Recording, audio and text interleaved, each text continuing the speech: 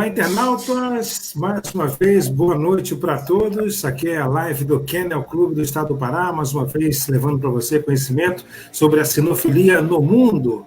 A sinofilia também, principalmente no estado do Pará e também no resto do Brasil. Hoje vamos falar sobre o Cocker Spaniel, né? Aquele cachorrinho de orelhas grandes, peludas. Ele é famoso no cinema. Quem conhece o Cocker Spaniel, né? Aquela Dama e o Vagabundo? Então, ela é a dama, né? Então, vamos falar exatamente desse cachorro muito legal, esse cachorrinho aí, que é exatamente aí de caça, mas vamos saber também se serve para companhia e tudo mais, né? Já mandando aqui os abraços a que estão participando com a gente, você pode compartilhar, também utilizar aí o Facebook, abrir uma sala de vídeo e você vai compartilhar conhecimento. Lucas Gomes, na Bolívia, já está desde cedo aí, comentando, aqui em Santa Cruz, na Bolívia, é o que mais tem essa raça. Estamos aguardando ansiosamente a Anali Nascimento, o Elídio já está aqui por aqui também, o Alexandre Tiro Takano Kobayashi já entrou, o Elídio também, falei, do Maranhão, o Elídio está no Maranhão. Então vamos apresentar aqui os nossos convidados. Quem está sempre comigo aqui é o presidente do CACEPA, Guto Moraes, médico veterinário, engenheiro agrônomo, está sempre com a gente aqui também na live Kennel Clube do Estado do Pará. Guto, boa noite. Boa noite, Celso. Prazer estar aqui. Nossa 15ª live do CACEPA, né? Desse projeto CACEPA News, né? Começamos lá em abril, no início da pandemia. Hoje vamos abordar uma raça muito popular no Brasil, é o Cocker Spaniel inglês, né? E trouxemos duas feras de primeiro nível aí. O time tá forte hoje. Verdade. Vamos então apresentar os nossos convidados. Eu começo aqui.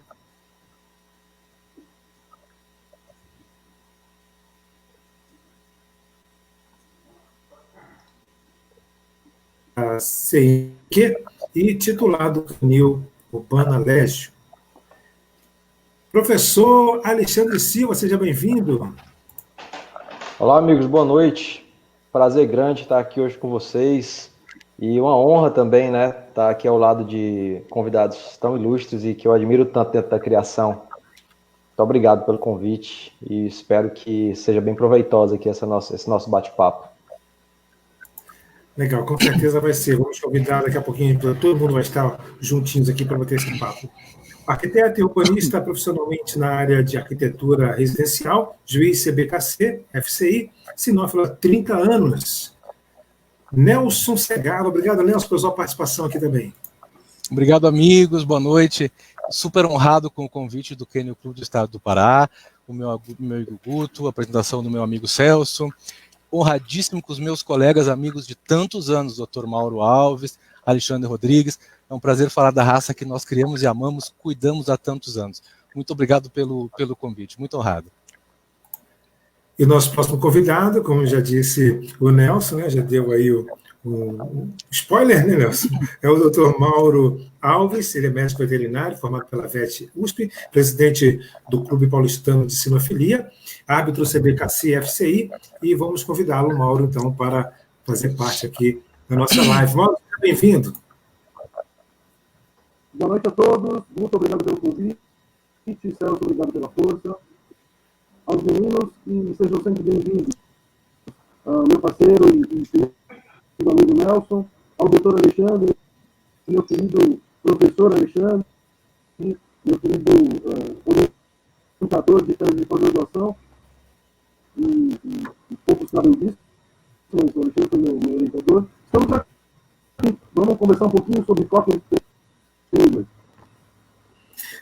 Legal, então vamos reunir todos aqui, lembrando, você pode compartilhar, mandar aqui também, você pode mandar suas perguntas, né, que os nossos entrevistados, nossos colaboradores, nossos convidados vão poder responder. Paulo Ribeiro está lá em Portugal, acompanhando a gente, legal, Oswaldo, estou aqui para aprender, boa noite a todos, valeu Oswaldo, Fernando Guimarães também. Essa live promete, Guto, já tem mais de 30 pessoas ao vivo já com a gente aqui, isso só no início. Então vamos chamar os nossos convidados, todo mundo junto aqui, para começar, então, a nossa live aqui, né, Guto? Nossa live aqui do Kennel Clube do Estado do Pará. E começa falando, é o Nelson? É isso aí, amigo, é isso aí.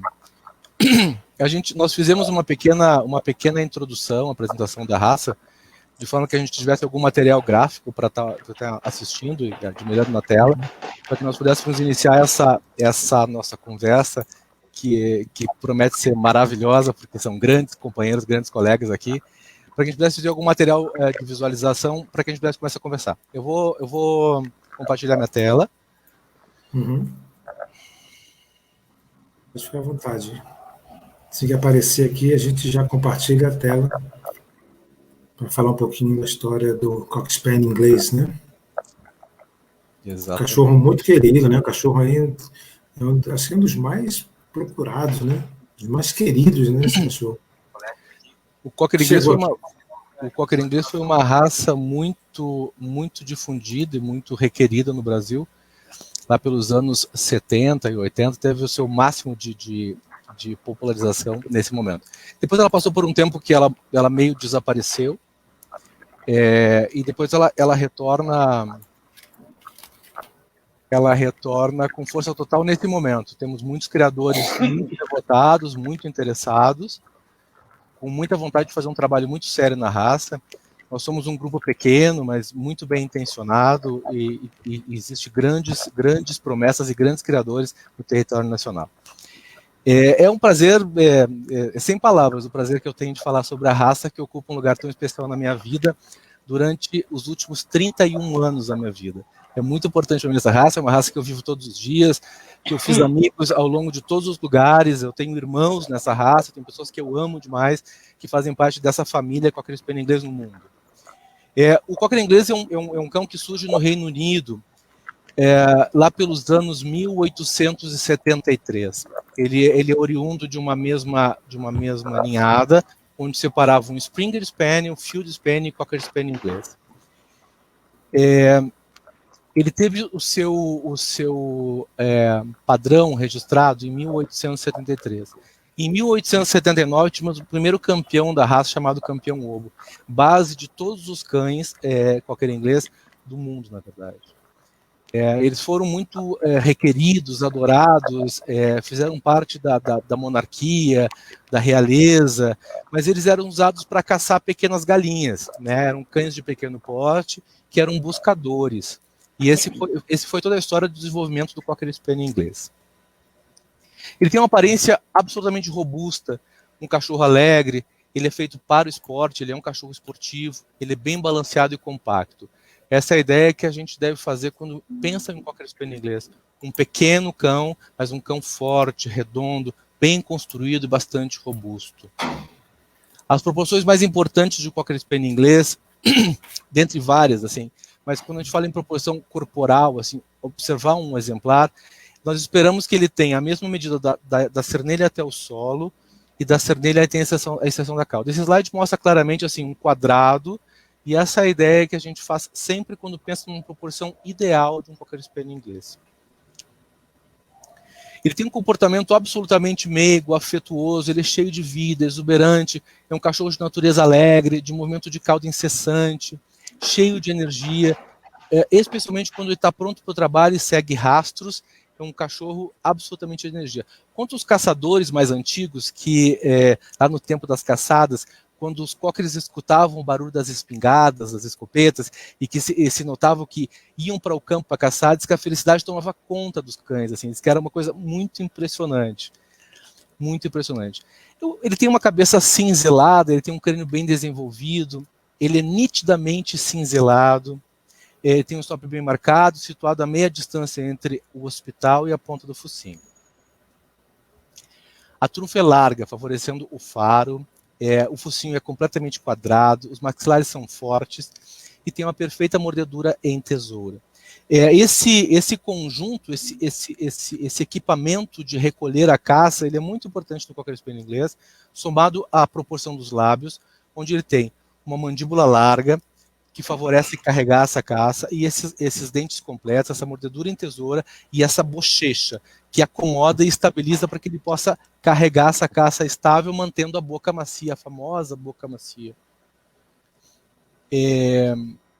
As bochechas não são proeminentes, né, mas elas fazem parte desse equipamento. Os olhos é uma das marcas do Cocker Spaniel inglês, onde ele claramente demonstra essa expressão doce ao nos observar e nos olhar, e nos compra com o menor quantidade de olhar que ele fizer, ele nos compra absolutamente por essa expressão magnífica, inteligente, ele é meiga, esperto, ele é brilhante, e as pálpebras devem ser bem ajustadas. Esse é o que o padrão nos pede e nos solicita.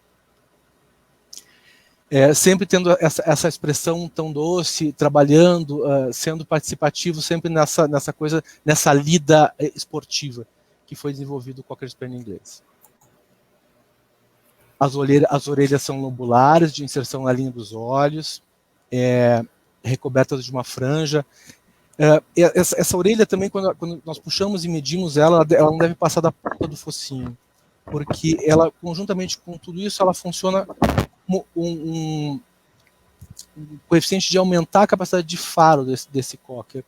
Antigamente, nós que criamos há tanto tempo, assim, nós mantínhamos uns cães com as orelhas mais longas. E no decorrer do tempo, nós começamos a pensar e concluímos que essas orelhas muito longas tiravam um pouco da harmonia do cão. Então ele tem uma franja logo depois da região lobular, da região da pele, mas não é uma coisa exagerada. Mas o cocker é conhecido como um cão de longas orelhas, né? Ele tem um pescoço de bom comprimento, musculoso, bem ajustado aos ombros, que é super importante. Ele tem um tronco forte, compacto, tem uma costela bem arqueada, tem um lombo curto, tem um peito bem desenvolvido, nem muito largo, nem muito estreito, e as costelas são super arqueadas. Isso é uma coisa que nós desejamos nos cockers, é que eles tenham esse aspecto compacto, essas costelas bastante arqueadas, e dando essa proporção de muita força em um pequeno cão. Eram palavras dos mais antigos também, que o cocker deveria parecer quase como uma mesinha, quando se olhasse de cima, era um cão largo, sempre largo. Proporção de costela, mesmo proporção de garupa, que é uma ideia que os antigos têm, e nós gostamos muito dessa ideia. A cauda é inserida ligeiramente abaixo da linha do dorso, ela deve ser portada na linha do dorso, na horizontal. Quando o cão está um pouco excitado, ou alegre demais, a tendência é ele erguer um pouco a cauda. Mas de forma normal ele carrega na horizontal essa cauda.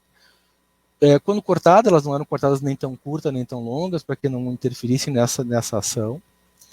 E como elas estão não cortadas nesse momento, e é uma determinação, e quase todos os criadores estão usando as caudas íntegras nesse momento, o que é importante nós pensarmos enquanto criadores para porte de cauda, enquanto árbitros para porte de cauda, é que durante muitos anos, mais de 100 anos então, houve um protocolo de caudas curtas, né? Nós desconhecíamos como funcionavam as caudas longas. Então a gente sempre faz uma sugestão que seja observada principalmente ainda neste momento a primeira porção da cauda, que seria a porção equivalente à cauda cortada. Alguns apresentadores e groomers apresentam a cauda com um pouco de franja, outros entendem que a cauda pode ser toda limpa, toda com um pelo baixo, mas isso vai a gosto. Assim. Nós temos visto que a tendência é quanto mais sem franja, mais a gosto das pessoas nesse momento. O padrão ainda fala que tem uma pequena franja. Cauda íntegra, absolutamente correta, inserção correta. Membros anteriores de um cocker inglês, nós pensamos que é um membro de boa estatura.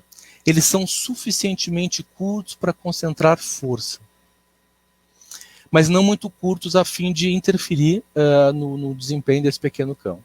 Os ombros é outra parte muito importante do cocker inglês, e por muito tempo ela foi um pouco... perdeu um pouco o foco. Assim. Os ombros do cocker inglês são ombros inclinados e refinados. É muito importante que essas angulações desejáveis na raça sejam mantidas, sejam buscadas, sejam premiadas dessa forma também, porque um cão que tem uma angulação correta escápulo-humeral é um cão que vai trabalhar com muito mais facilidade e com o menor esforço possível.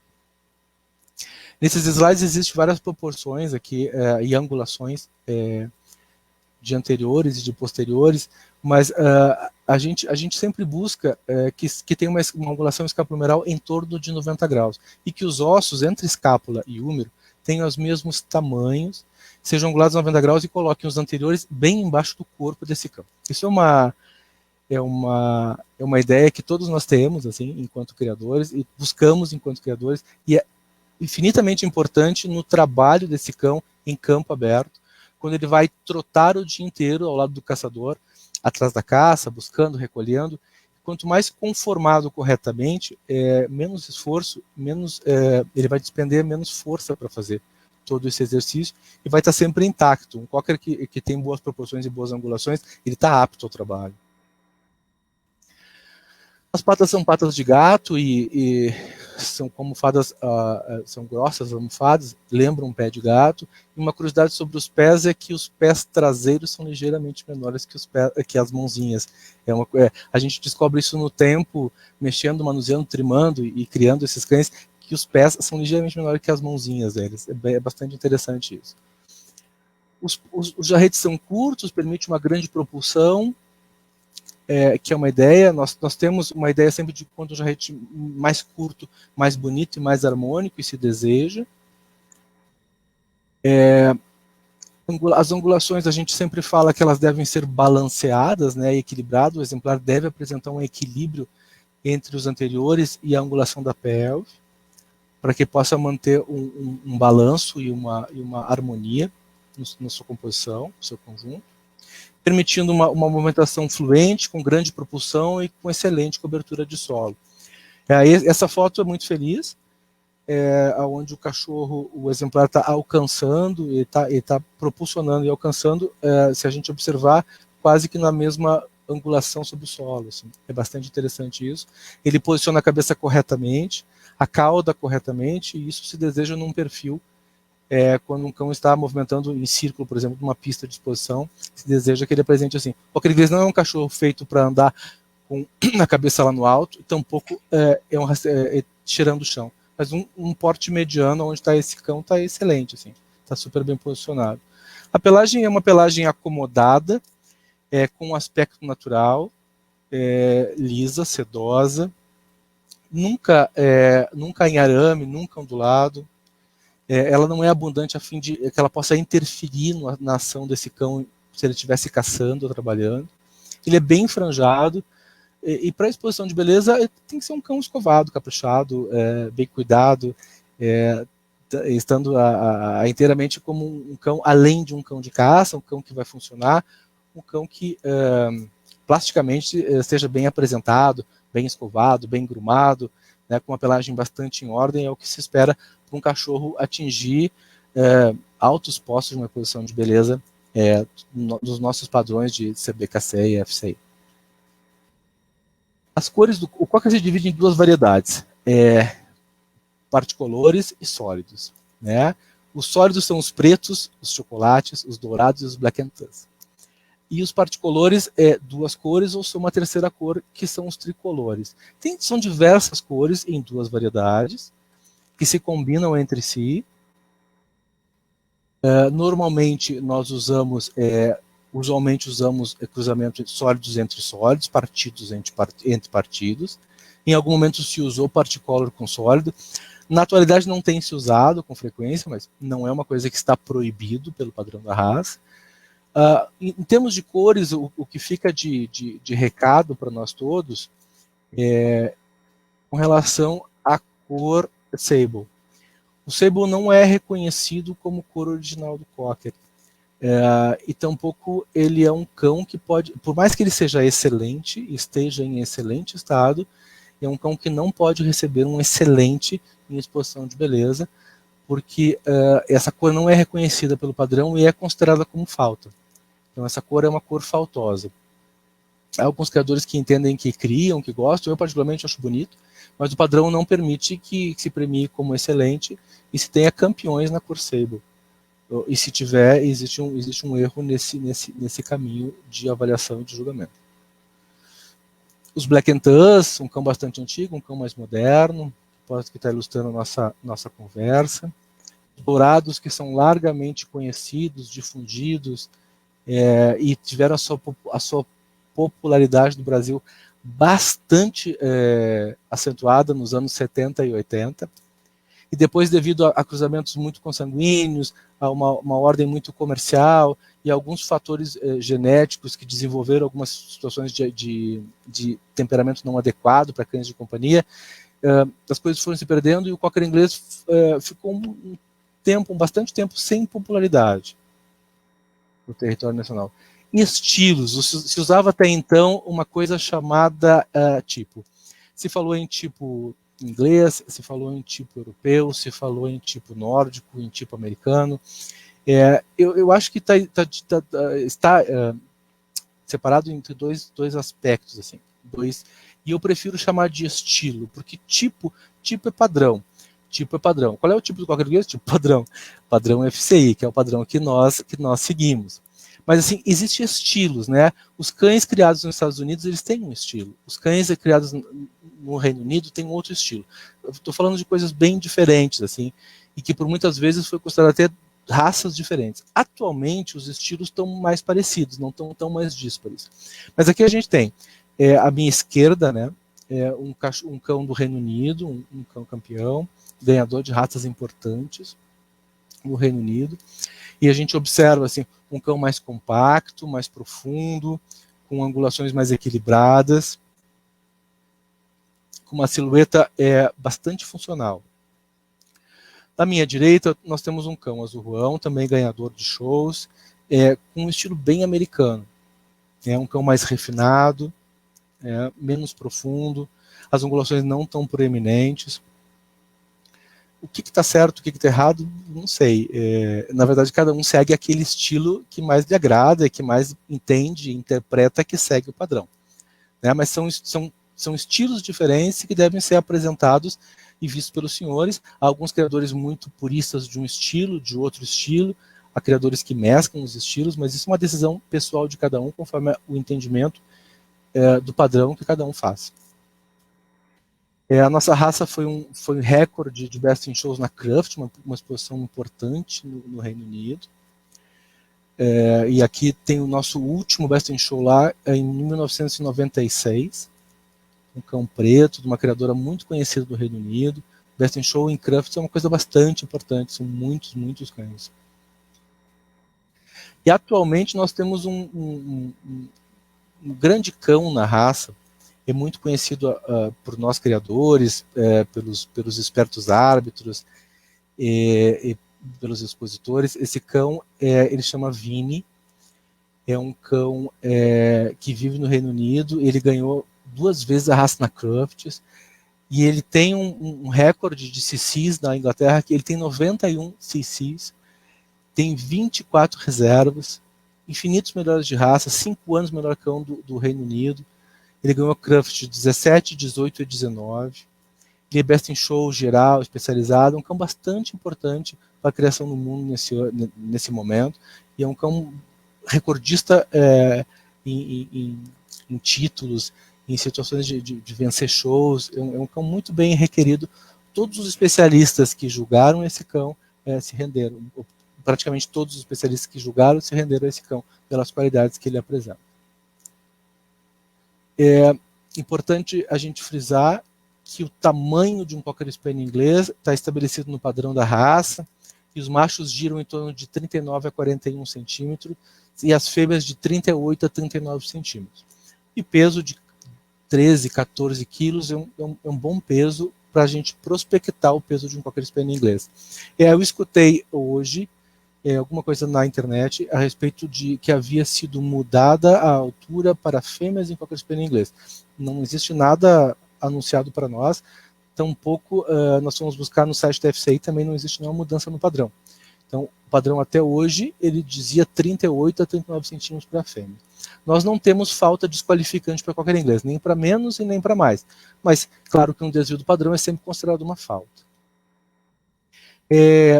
Existe um consenso entre os criadores de Cocker Spaniel inglês do mundo sobre testagem de Cocker Spaniel inglês para exames de DNA. Existem algumas doenças já localizadas, identificadas, que existe exame específico, mas isso o meu amigo Alexandre Rodrigues vai falar na sequência. Eu só preciso dizer que nós estamos atentos a esse aspecto, os criadores estão unidos nesse aspecto, buscando uma saúde. Saúde é muito importante, né, para a preservação da nossa raça. Os criadores são conscientes disso, diferente de outras raças. O pessoal do cocker inglês é muito preocupado com a saúde dos seus exemplares. Eu agradeço a atenção dos senhores, e era uma breve explanação sobre a nossa raça para que nós pudéssemos conversar e iniciar esse debate. Muito obrigado.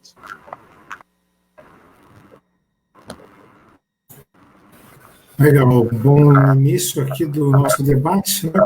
O Alexandre quer complementar, falar alguma coisa, Alexandre? A gente ia falar um pouquinho sobre saúde, rapidinho também aqui, mostrando alguns slides. Pedi para o Nelson compartilhar novamente. Tem aí, Nelson?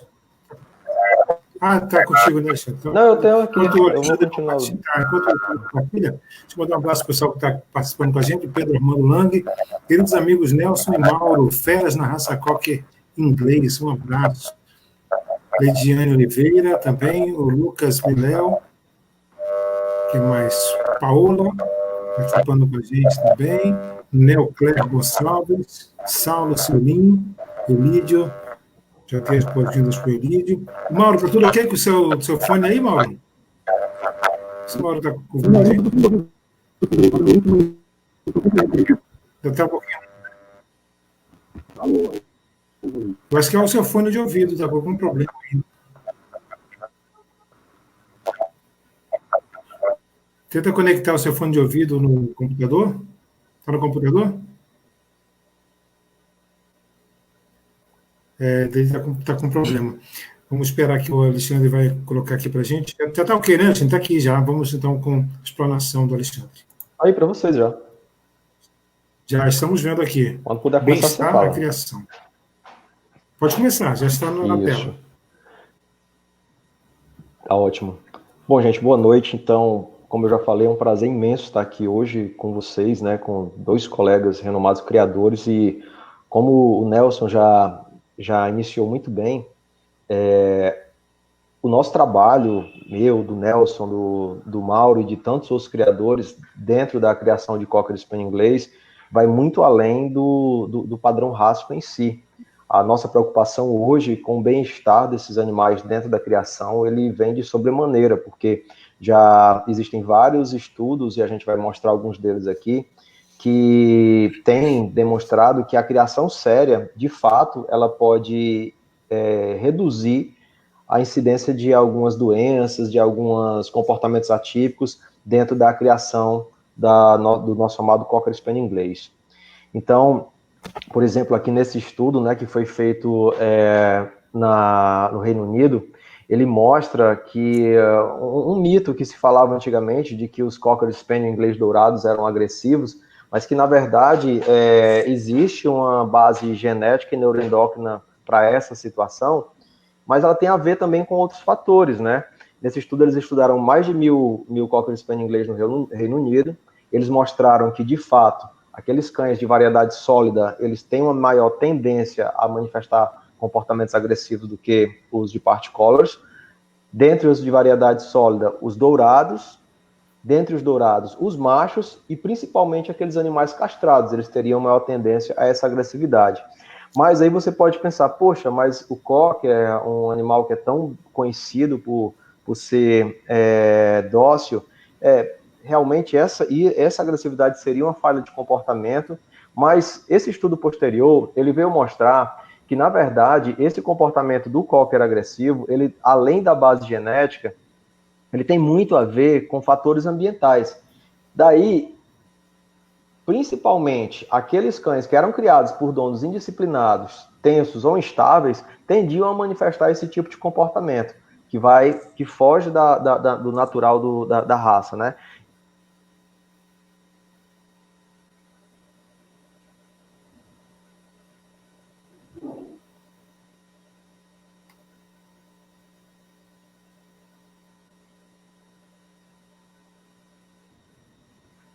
Eu acho que sim. Está travado?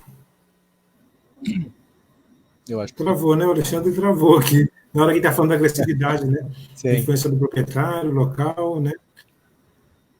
Alexandre, vamos ver se ele tá mexendo no computador, né? Vamos ver se a gente consegue. Hoje a internet está ruim, né? O Guto Tá também ouvindo não está agora? conseguindo aí Agora entrar. sim. Ele está com Agora tá problema ouvindo? na internet. Ok. O Alexandre voltou. Então, beleza. Então, como eu ia Agora sim. dizendo, né, na verdade, esse comportamento agressivo depende muito do comportamento dos proprietários e, para nós que somos criadores especializados, é uma preocupação muito grande que nós possamos selecionar os animais que mantenham aquele comportamento típico, que é o que o Nelson acabou de falar, o olhar meigo, o comportamento alegre. Então, esse é que é o natural do Cocker Spaniel inglês e essa é uma das buscas de nós, criadores especializados. Uma outra preocupação também de nós criadores é com as doenças, né? Possíveis doenças que venham a afetar a raça. Vocês estão conseguindo ver o vídeo aí? Isso. Aqui no vídeo a gente vê uma patologia que foi recentemente identificada em alguns animais da raça, que é a neuropatia de ocorrência em adulto, né? Ela costuma acometer animais mais velhos, vai levando o animal a um enfraquecimento bem progressivo e ele acaba desenvolvendo essa dificuldade de deglutir. Aqui a gente está vendo 2 irmãos acometidos pela doença, né? É uma doença que foi identificada primeiramente lá no Reino Unido e a partir disso, hoje em dia é sugerido que nós, criadores, façamos também a avaliação dessa doença, mas para nossa alegria, o percentual que vocês veem aqui nessa tabela, lá no finalzinho, 1,7, o percentual de animais afetados é muito baixo.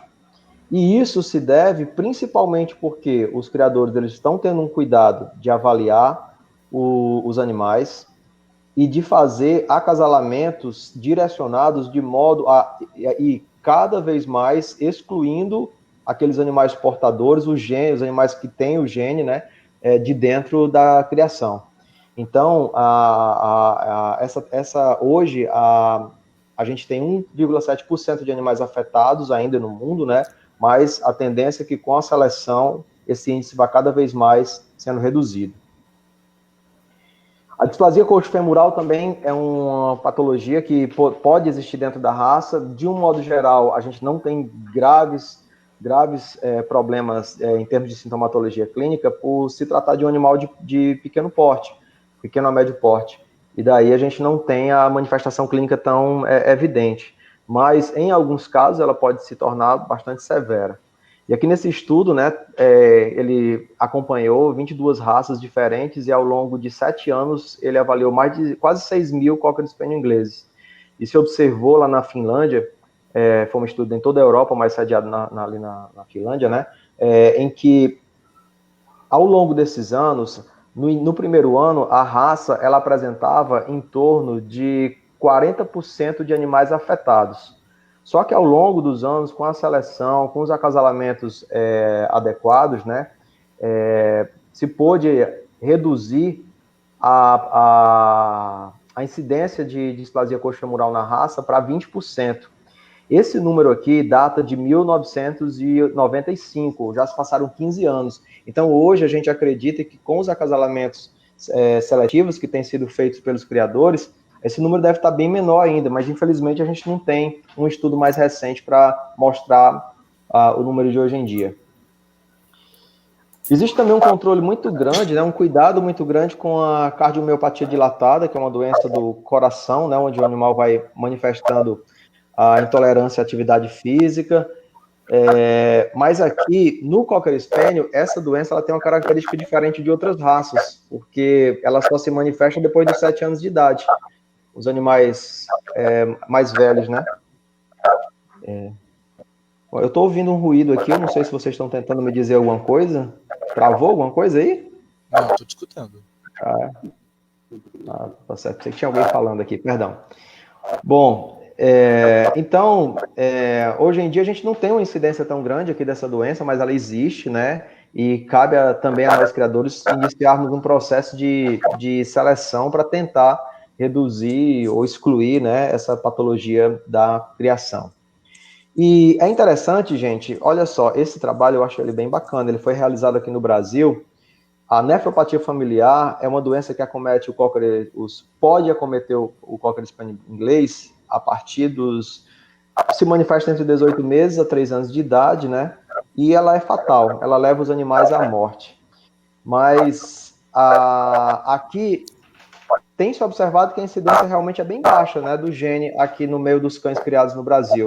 Isso é uma satisfação muito grande, porque, olha só, praticamente 99,6% dos nossos cães com pedigree são total e completamente livres desse gene. Então, isso para a gente que cria é muito interessante, é um resultado muito positivo, porque a criação séria consegue, de fato, diminuir a incidência dessa doença. A catarata também era uma patologia bastante recorrente aqui na raça, mas também ao longo dos anos ela veio diminuindo, né?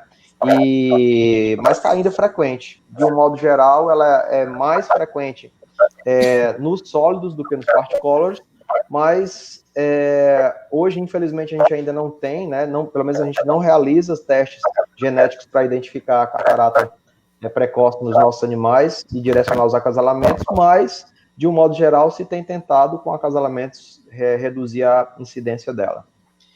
Eu vou pular essa daqui. Uma doença bastante conhecida no Cocker Spaniel inglês é a atrofia progressiva da retina. Esse trabalho aqui ele foi conduzido aqui no Brasil, praticamente todos os criadores do Brasil participaram, né, com seus animais aqui dentro desse trabalho. Foi conduzido na Unesp de Botucatu, e nessa doença os cães eles tendem a perder a visão noturna, e a partir dos 7 anos de idade, e depois disso eles perdem totalmente a visão progressivamente. Mas olha uma coisa interessante aqui. Nos cães com pedigree, 72% dos cães com pedigree eram livres dessa doença, enquanto que nos cães sem pedigree, apenas 39%. Nesse trabalho, eu gostaria muito de ressaltar essa situação, que nós, criadores especializados na raça, nós realmente temos essa preocupação grande com a saúde do animal. Muitas vezes as pessoas pensam, a gente está criando cachorro para ficar bonitinho, ficar com o pelo bonitinho e ganhar exposição. Não é isso. Criar cachorro, criar Cocker Spaniel inglês, não se resume só à busca do padrão perfeito, as angulações perfeitas. Busca-se também o bem-estar do animal. E, na minha concepção, esse trabalho aqui ele é bem evidente nesse aspecto, porque ele mostra realmente que a criação de cães com pedigree, onde a gente seleciona os pais e as mães no intuito de diminuir cada vez mais a incidência de uma doença, isso funciona. Então, 72% dos animais com pedigree são livres da doença, enquanto nos animais sem pedigree, apenas 39% deles são livres.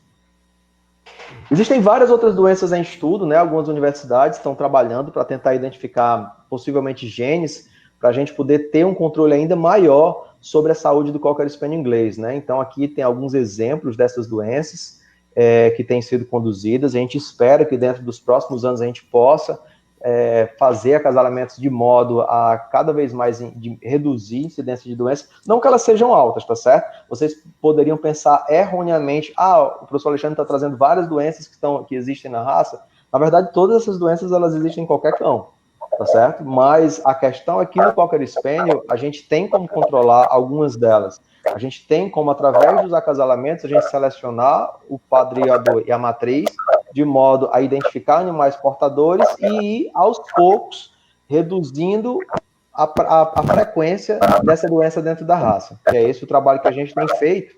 E um auxílio muito grande para a realização desse trabalho é justamente o uso dessa base de dados, que é o Cocker Spaniel Database, né? Qualquer um de vocês pode procurar no Google e acessar.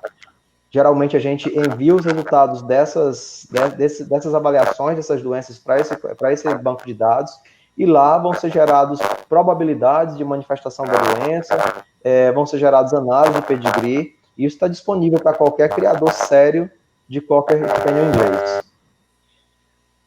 Porque, na verdade, a gente sabe que essa criação que a gente pratica é uma arte, e é uma arte de a gente buscar constantemente o melhoramento genético, de modo a ter cães cada vez, obviamente, mais perfeitos dentro de si mesmos e através da sua prole, de acordo com o padrão que o Nelson acabou de mencionar, mas também visando esse bem-estar. Não adianta um cão lindo e doente. A gente quer um cão lindo, alegre e saudável. Esse é o nosso propósito, gente.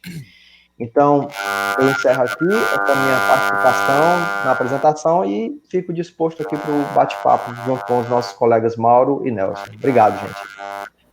Essa breve explanação sobre saúde, eu entendo que ela é extremamente importante, e o Cocker traz dados para a criação de cães de raça pura que nos fazem entender que podemos investir em saúde e vamos obter êxito. Assim.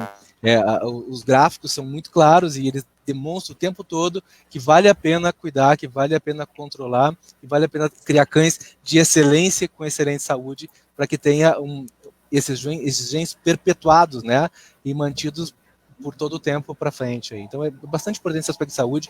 É um tema que eu, particularmente, Nelson, eu embato nisso, porque é muito importante que os cães sejam saudáveis e que possam desempenhar suas funções saudáveis. E se a gente tem exames, e não é só Cocker, várias raças caninas têm exames de detecção de doenças que podem ser absolutamente tiradas dos plantéis e lograr cães com excelente saúde. Eu acho maravilhoso. Eu fico bem emocionado com esses slides. É muito legal, né? Esse cachorrinho, ele é um dos mais, vamos dizer assim, mais procurados, né? Ele serve para, vamos dizer assim, companhia de crianças também, assim, porque as crianças gostam muito de pegar na orelha dele, né? Não dá um probleminha aí, não, puxar a orelha do cachorro? Olha, eu acho que o Cocker é tão criança quanto qualquer criança, né? Cocker, em qualquer idade, ele vai ser criança também. E ele vai ser o tipo do cão que vai aceitar a brincadeira da criança. E eu acho que isso é uma vantagem do Cocker Spaniel inglês, porque ele é um cão de porte reduzido, mas ao mesmo tempo, como o Nelson falou, é um cão robusto, é um cão forte. Ele tem uma estrutura muito estável que permite esse tipo de brincadeira às quais as crianças gostam, né? Às vezes ele pode se incomodar, talvez, um pouco com puxar a orelha, mas com certeza ele jamais vai demonstrar, desde que seja um cão equilibrado, né? Jamais vai demonstrar nenhum tipo de agressividade, não. Ele vai brincar tanto, vai ser tão criança quanto. Em relação à questão da orelha também, algumas perguntas a respeito dos problemas, né, para secagem, né, por conta de molhar, né, exatamente de cair água na orelha, né? Como é que é essa questão os cuidados que as pessoas devem ter, principalmente nessa questão da orelha, né, por baixo? Quando a gente faz uma manutenção preventiva e correta nas orelhas de Cocker Spaniel inglês, tu consegue passar ao longo de toda a vida do exemplar com ouvidos absolutamente saudáveis, que talvez seja esse o fundo dessa pergunta. Basta a toalete ideal, completo e feito de forma adequada, uma vez por semana, esse ouvido permanece ok, com saúde por toda a vida. O que nós aconselhamos muitas vezes é que seja feita a tosa de forma preventiva, a volta do pavilhão auditivo, para que não fique demasiadamente abafado essa orelha, que aí pode causar algum problema. Mas, via de regra, fazendo uma manutenção adequada, regular, uma vez por semana, está tudo super bem, assim, com a saúde desse ouvido, desse exemplar. Eu acho que o Nelson falou super bem. Existe um mito, né? Às vezes as pessoas perguntam, você cria Cocker, principalmente colegas veterinários, você cria Cocker e eles devem ter mau cheiro e tal, mas isso não existe, gente. Se você cuida, faz essa toalete como o Nelson falou, né?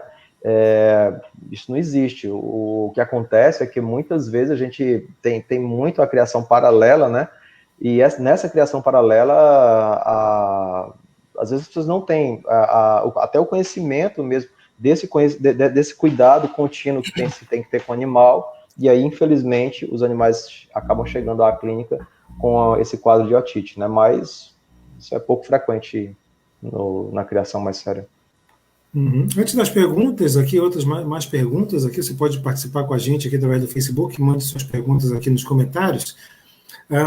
O Guto teve um probleminha com a internet, né? O presidente do Kennel Clube do Estado do Pará, infelizmente ele está tentando aí voltar, né? Mas a internet está muito ruim. O Mauro está com um problema aqui em relação à questão também do som, né? Então, pedi para ele estar pelo celular, para ver se a gente consegue conversar com o Mauro. Eu acho que pelo celular ele consegue. Estou vendo ele por aqui, que ele vai entrar já já.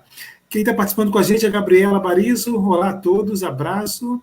Jéssica Ferrari, boa noite, Salvador. Isadora Schneider, a Fernanda Vilges, acho que é assim que pronuncia, né, Fernanda? Saulo Seolim, que mais? Nádia Nascimento. Melhor raça, minha filha é de 4 patas, já tem quase 16 anos. Quanto tempo vive um Cockspan inglês? A estimativa, a média que se cumpre dos últimos exemplares que nós acompanhamos, eles vivem em torno de 13 a 14 anos. Essa é uma média bem real, assim, de vida. Eles vivem com muita saúde ao longo desses anos todos, eles dispõem de muita vitalidade quase até o fim, né, e depois eles vão de uma forma assim, muito mais rápida. Eles ficam senis de um dia para o outro e vão embora. Mas eles vivem com saúde 13, 14 anos. Voltando ao assunto das orelhas que a gente falou anteriormente, às vezes alguns exemplares um pouco mais de idade, eles ficam um pouco mais seborreicos, aí complica um pouco essa coisa da higiene, da toalete, dos ouvidos. Mas via de regra é aquilo, né, gente? Uma vez por semana, bem feitinho, a gente tem o exemplar toda a vida sem otite. Isso é uma verdade. 16 anos aqui já equivale. Tá no super lucro, tá no super lucro. É uma senhorazinha, ela né? passou da média. Passou da média aqui também. E ela tá de parabéns, porque significa que ela tem um exemplar de base muito saudável e que ela cuidou muito bem, porque 16 anos é orgulho, né? Orgulho absoluto. Exatamente. Paola, sucesso, meninos, vocês são feras. Cristian Aline Reis, Lidiane Oliveira, boa noite a todos. Pedro Armando Landi, já falei aqui, um abraço, queridos amigos Nelson e Mauro. Mauro, já a gente vai tentar colocar o Mauro de novo aqui. Que mais? Acabo de adquirir uma neta do Aslan Alexandre. Parabéns pelo padrão dos seus cães. Eu nem sabia que o Aslan já tinha netos. É o Aslan, né? Você falei Aslan, é Aslan. Não sabia, não, que ele tinha neto? Obrigado. O Aslan. Adriane, parabéns a todos. O Carlos, boa noite a todos também. Carlos tem uma também, né? A Jane Vilas Boas, a Jéssica, a Ana Luísa, maravilha de live, Bruno, boas considerações sobre saúde e bem dos cães. A Jéssica, o Bruno faz a seguinte pergunta. Importante perceber a influência da castração na agressividade versus a prática de castração de animais jovens por criadouros. Qual a opinião de vocês? Bom, assim, saiu um estudo bem recente, né? Porque esse assunto ele tem sido bem polêmico. E as opiniões elas são bem diversificadas e todas elas têm seus embasamentos, suas razões. Nesse estudo recente, o que ele mostra? Né? Que realmente, no passado, a castração pediátrica ela era bem comum, mas nos últimos 15 a 20 anos, vieram surgindo alguns estudos mostrando a problemática envolvida com isso. Né? Especificamente para a raça Cocker Spaniel inglês, esse estudo recente que saiu esse ano, 2020, ele mostra que o ideal seria que os machos fossem castrados a partir de 6 meses de idade, porque assim eles já teriam desenvolvido completamente o seu sistema urinário, algumas características relativas a crescimento ósseo, dentre outras particularidades, e nas fêmeas, a partir de 23 meses só, entre 22 a 23 meses. Haja vista que na fêmea a gente teria influência em outros sistemas, mais tardiamente do que no macho, né? Isso é altamente paradoxal, porque a gente sempre ouve falar, não, a gente tem que castrar para prevenir o tumor mamário e a patologia uterina, né? Mas, dentro dessa nova realidade, pelo menos do meu lado de médico veterinário especialista em reprodução, o que a gente tem aconselhado se você trabalha com animais ligados, que não vão ser utilizados para reprodução, o ideal realmente é que eles sejam castrados. Se for possível obedecer essas idades mínimas recomendadas hoje em dia para a raça, isso é o ideal, tá certo? Eu não vou condenar os criadores que castram mais precocemente, não é uma prática que eu faço, eu não castro os animais precocemente, mas eu acho que cabe a cada um, porque, infelizmente, existe uma polêmica muito grande dentro desse assunto. Então, Essa é a minha posição. Gostaria de só complementar que existe uma tendência entre nós, criadores, eu não sou veterinário, eu sou arquiteto, mas no intuito de preservar essa raça pura, preservar esses cães, preservar esse pool genético, trabalhar de forma ordenada, organizada, com exames, com saúde, com observação de anatomia, de morfologia dos exemplares. Então, assim, existe uma conscientização entre nós, criadores, que é necessário castrar os animais que são destinados a pet, a companhia. Isso existe, isso é entre todos. E existe entre os médicos veterinários uma corrente que aprova essa castração pediátrica e uma que não aprova. Isso é claro. Existem várias estudos. Eu não sei opinar como veterinário, mas como criador é muito importante que não aconteça no Cocker o que já aconteceu em 70 e poucos, que assim, as pessoas movidas por um intuito absolutamente comercial cruzavam de forma desordenada, sem nenhum controle e acabaram com a raça, como foram outras raças no país. Outras raças também passaram pela mesma modernidade, pelo mesmo processo de comercialização. Né? Mas essa é uma opinião, não é uma opinião de veterinário, é uma opinião de um criador. Eu fico entre a cruz e a espada. Eu sou médico veterinário e criador. Claro, eu tenho certeza. Vamos tentar contato com o Mauro Alves aqui, né? Ver se eu consigo falar com o Mauro. Ele estava tentando entrar pelo computador e agora está pelo celular. Acho que agora vai, né, Mauro? Olá, vamos ver se eu consigo pelo menos abrir Opa, a boca. não, agora foi. Descobrimos o erro. A pecinha atrás do computador, Bom, eu infelizmente não tenho como botar minha apresentação no celular, mas dá para tocar aí. Os meninos foram muito bem em todas as imagens. E eu vou gastar um pouquinho a saliva para falar de alguns temas que já foram tratados. Basicamente, a história da castração, que está bem recente, eu vou afirmar como veterinário velho, né? Eu já sou um veterinário velho. Eu tenho como costume entregar meus filhotes, quando são para pet, castrados a partir da última vacina, ao redor do 4º mês. Nunca tive nenhum problema de volta de cachorro com algum problema de saúde, porque foi castrado cedo. Mas isso em Cocker inglês é uma coisa meio estranha, porque mesmo antes desse período eu já castrei alguns filhotes e também não tive problema. Outras raças, hoje já existe uma forte tendência às pessoas quererem classificar a necessidade da castração precoce, cada raça numa determinada idade, em função de problemas atribuídos à castração. Eu pessoalmente, quando vou vender ou vou entregar um filhote que eu tenho certeza que não vai ser usado para reprodução, eu prefiro entregar ele sem capacidade reprodutiva.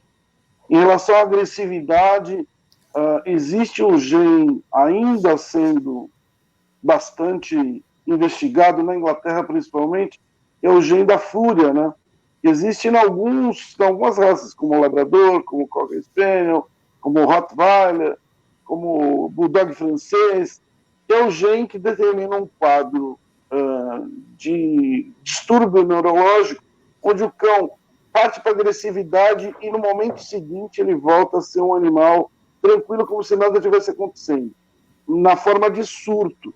Eu, infelizmente, tive chance na minha vida veterinária de acompanhar alguns cães com essa doença, chamada Rage, bastante grave e, infelizmente, termina sempre por a gente ter que adormecer o cachorro.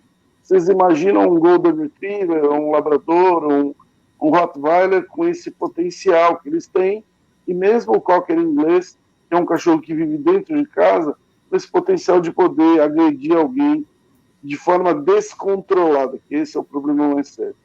Gostei muito daquela explanação do Alexandre, porque mostra também que existe muita influência da forma como os cachorros são criados para desenvolver ou despertar essa agressividade. Na maioria, na maior parte das vezes que eu encontro no consultório, não são cachorros agressivos. Eles são cachorros só mal educados, mal levados e mal treinados. Uma vez que você coloca um treinador profissional que sabe trabalhar com isso, o cachorro corrige. Até hoje eu não vi nenhum que não tenha corrigido, exceto aqueles cães portadores dessa síndrome, que a gente chama de síndrome da fúria. Infelizmente, eu já tive chance de ver alguns cães, eu não sei se o Alexandre já teve essa chance, o Nelson, eu tenho certeza que também já deve ter visto alguma coisa ou ouvido falar. Mas, falando sobre o Cocker Spaniel em si, eu estava lendo hoje, antes de vir para a palestra e para o nosso bate-papo aqui, os comentários de uma juíza que para mim é uma das melhores do mundo, a Anne Rogers Clark, sobre o que é julgar um Cocker Spaniel, sobre o que é ter um Cocker Spaniel sob as mãos e sobre os olhares dela. E assim, a frase que me chama mais atenção é que ela é bem clara, ela fala que do estándar a gente já pode absorver 99%, do padrão a gente já pode tirar 99% do que é um bom exemplar da raça. A gente quer um cachorro com um tipo que seja tão alto quanto comprido, ou seja, ele deve ser uma coisa super compacta, porque o mínimo que você pode ter num Cocker é que ele seja compacto. O mínimo que você pode ter num Cocker é que ele seja alegre, com aquele rabo incessantemente abanando. O mínimo que você pode ter de um Cocker é um animal que você examina em qualquer dos perfis, seja de cima, de lado, de frente ou de traseira, e você vê um animal absolutamente preparado para trabalhar. Seja qual o trabalho seja, se ele vai caçar, se ele vai ajudar a farejar droga, se ele vai ser um pet terapeuta, não me importa. Me importa que ele seja um cachorro com uma força descomunal num pacote pequenininho, num pacote de 12 quilos. E assim, isso para a gente é praticamente uma declaração de amor à raça, e eu assino embaixo. Um cachorro sem essa tipicidade, para mim, não é um Cocker. E um cachorro, para mim, que tem essa tipicidade, ele vale mais do que tudo que se possa pagar. Perfeito, Mauro já voltou com tudo, né? Deixa eu ver aqui, tem umas perguntas a mais aqui também. Vocês podem ficar à vontade para complementar, viu? Deixa eu ver aqui. Quando a Tânia Maria Andrade perguntando: quando deve botar a cadela para cruzar pela primeira vez? Esse é só para o Alexandre responder, que o especialista é ele. Olha só, o Cocker Spaniel inglês, a fêmea ela costuma entrar em puberdade, né, que é o início da sua vida reprodutiva, o seu primeiro cio, em teoria, a partir dos 6, 7 meses de idade. Eu digo isso em teoria porque eu já tive cadelas cujo primeiro cio foi bem mais tardio que isso, né? Mas independente dela estar iniciando a sua vida reprodutiva, o seu primeiro cio por volta dessa idade, ela ainda não está preparada para se reproduzir. Porque para que ela se reproduza, ela tem que ter uma maturidade corpórea, maturidade psicológica e maturidade hormonal também. Então, a gente recomenda que a fêmea de Cocker Spaniel inglês, ela só deva ser acasalada preferencialmente após 15 a 18 meses de idade, porque aí ela já vai ter realmente ultrapassado todas essas taxas de maturidade. Eu, particularmente, sigo os 18 meses, né? Eu acho mais recomendável os 18 meses, embora fisiologicamente a partir dos 15 meses ela estivesse pronta, né? Mas realmente eu prefiro os 18 meses. Via de regra, essa prática e essa observação sobre a idade das fêmeas, mesmo nós que não somos veterinários, mais ou menos é isso que todo mundo faz, assim, por volta dos 18, 24 meses, normalmente se acasala pela primeira vez uma fêmea. As minhas fêmeas não entram no cio aos 6 meses de idade. Eu carrego uma família que elas ficam pela primeira vez lá pelos 14, 13, 14, às vezes até mais meses. Então, por volta de 2 anos de idade, é uma idade bem interessante da gente colocar acasalar. Elas têm muita saúde, muita vitalidade, cumprem a função de mãe, parem, criam maravilhosamente bem. Então, aos 2 anos de idade. Isso que você falou é bem interessante, porque assim, a gente ouve na média que cadelas têm cio de 6 em 6 meses. Mas, por exemplo, nas linhagens de Cockers que eu tenho aqui, não sei as de vocês, mas o cio das minhas cadelas é a cada 9, 10 meses. Então é bem mais longo. Então, às vezes eu tenho uma cadela que ela até tem o cio por volta de 1 ano e 2 meses, não sei, mas o segundo cio dela só vai ser lá pelos 2 anos e meio. Então, acaba sendo assim também. Eu acho que isso é muito mais familiar do que é de linhagem mesmo. Eu não costumo acasalar as cadelas antes que eu as considere maduras do ponto de vista psicológico. Eu tenho, às vezes, cadelas com 3 anos que são verdadeiros bebês. Então, na verdade, se você vai cruzar uma cachorra dessa, você vai esperar uma encrenca. Ela não vai ser boa mãe, ela não vai ter habilidade maternal. E nos últimos 10 anos, eu venho selecionando as fêmeas pelo seu comportamento maternal. Porque isso em todas as raças é um problema muito sério. Eu não consigo conceber uma cadela que não amamente direito, que não dê cria direito, que não cuide dos filhotes como ela tem que cuidar. E assim, uma fêmea para mim, ela pariu mal, criou mal, o máximo que eu posso fazer por ela é dar mais uma chance. E dependendo do que ela seja.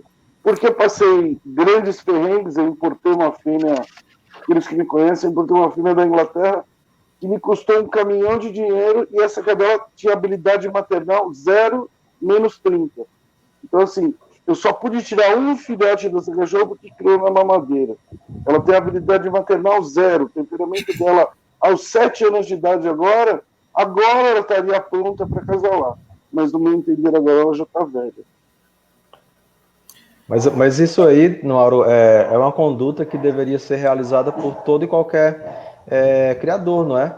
Porque a habilidade materna também um aspecto importante para a gente avaliar e é genético, né?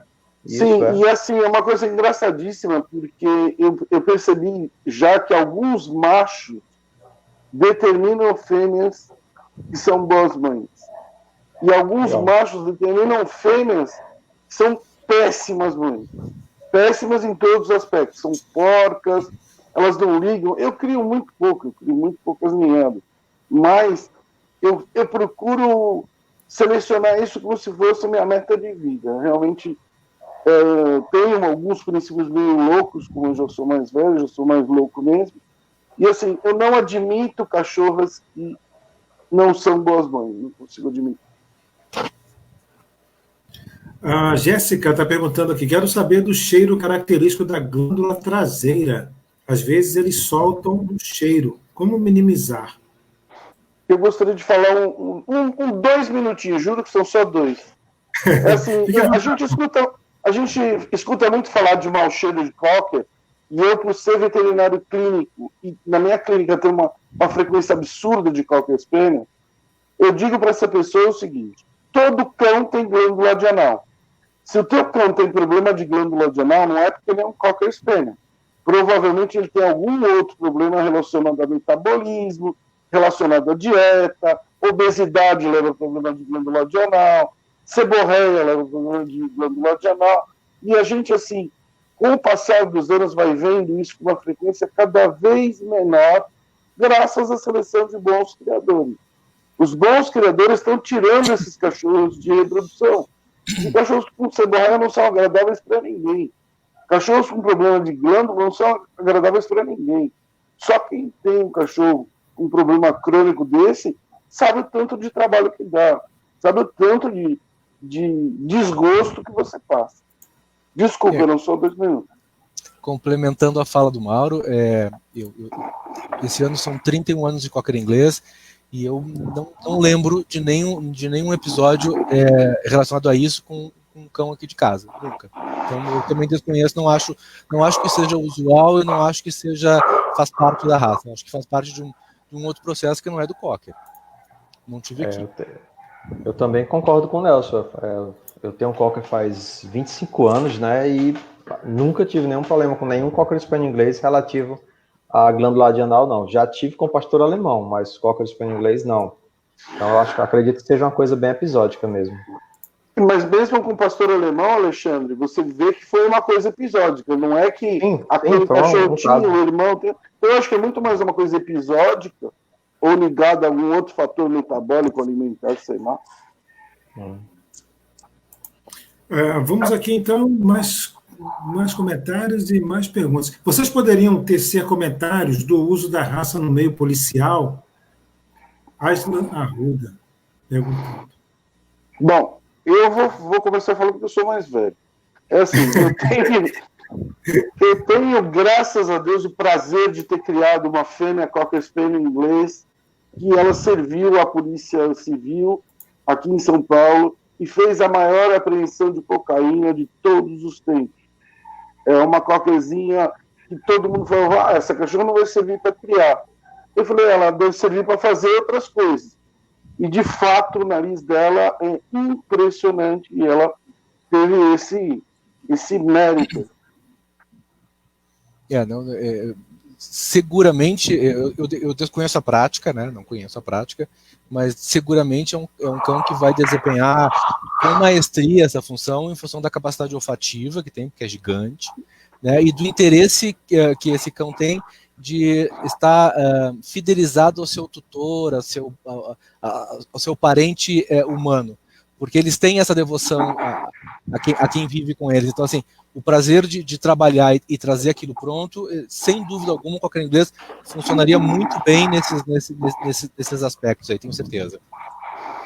Eu nunca tive experiência com a situação, não. Acho que o Mauro foi bem feliz, né? Eu lembro, o meu pai, ele era chefe do canil da Polícia Militar do Ceará, e ele sempre me cutucava, né, que queria um dos meus filhotes para levar para lá, porque ele trabalhava com Springer Spaniel, né, para justamente checagem de droga.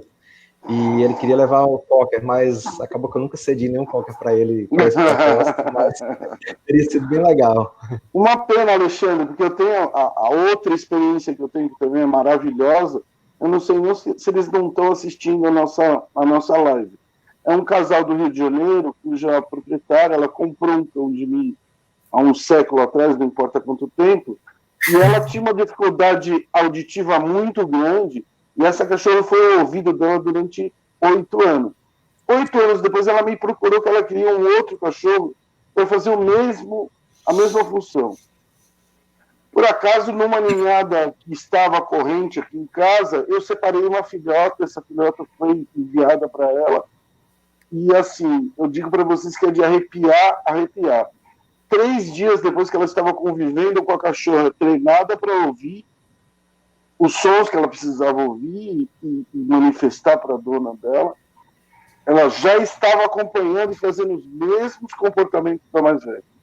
É impressionante, eles se adaptam no estalar de dedo.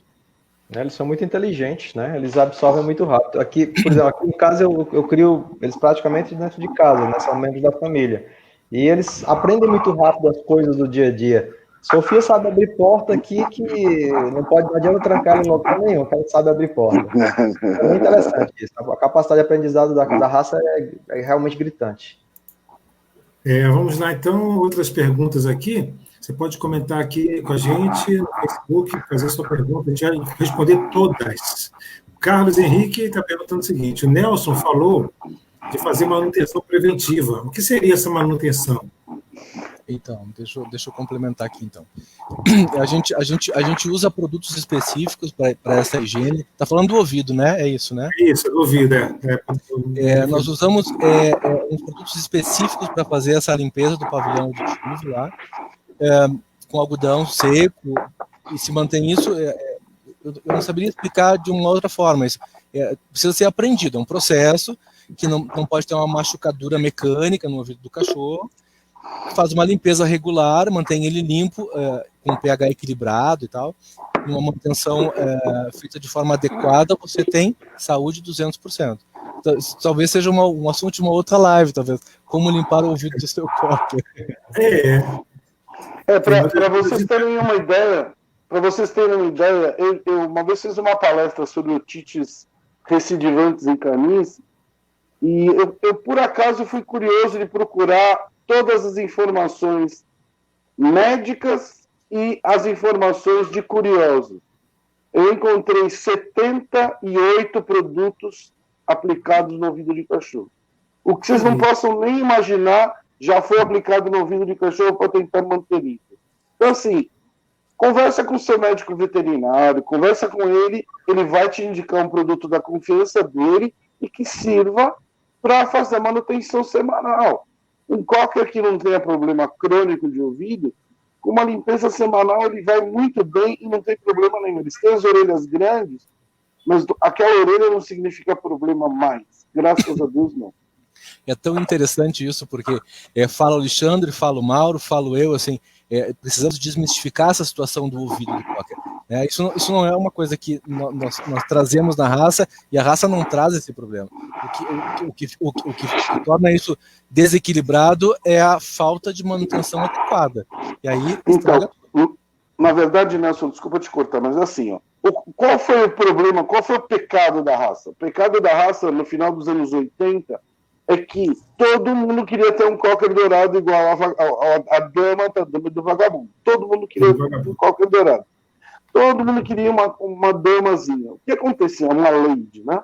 Acontecia que o fato de você cruzar 2 cachorros dourados e ter uma ninhadinha de 8 dourados abriu o olho de muita gente curiosa, que não estava nem aí para a qualidade ou para a saúde desses cachorros. E foram usados, eu cheguei a ver gente tendo 3 ninhadas por ano da mesma fêmea. Assim, imagina o volume de cachorros que foi jogado no mercado sem qualidade nenhuma. Então, assim, esse problema é que fez a raça levar o fato de que os cockers dourados são bravos. Não, eles não são bravos.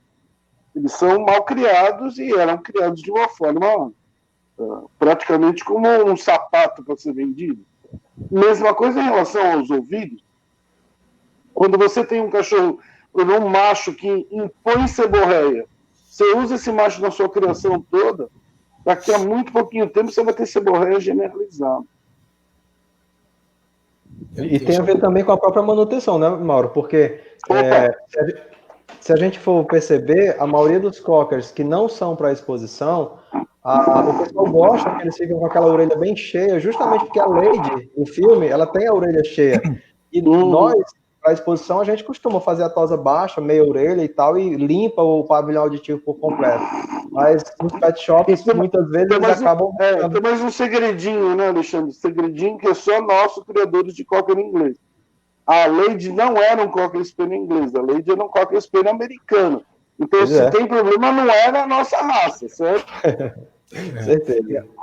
Fazendo um complemento, existe uma outra raça que puxa a Lady para ser o pool genético. O Cavaleiro King Charles Spaniel de cor rubi puxa a Lady dizendo que a Lady é um Cavaleiro King Charles Spaniel. Então existe essa dúvida também, se é um Cavaleiro ou qualquer americano.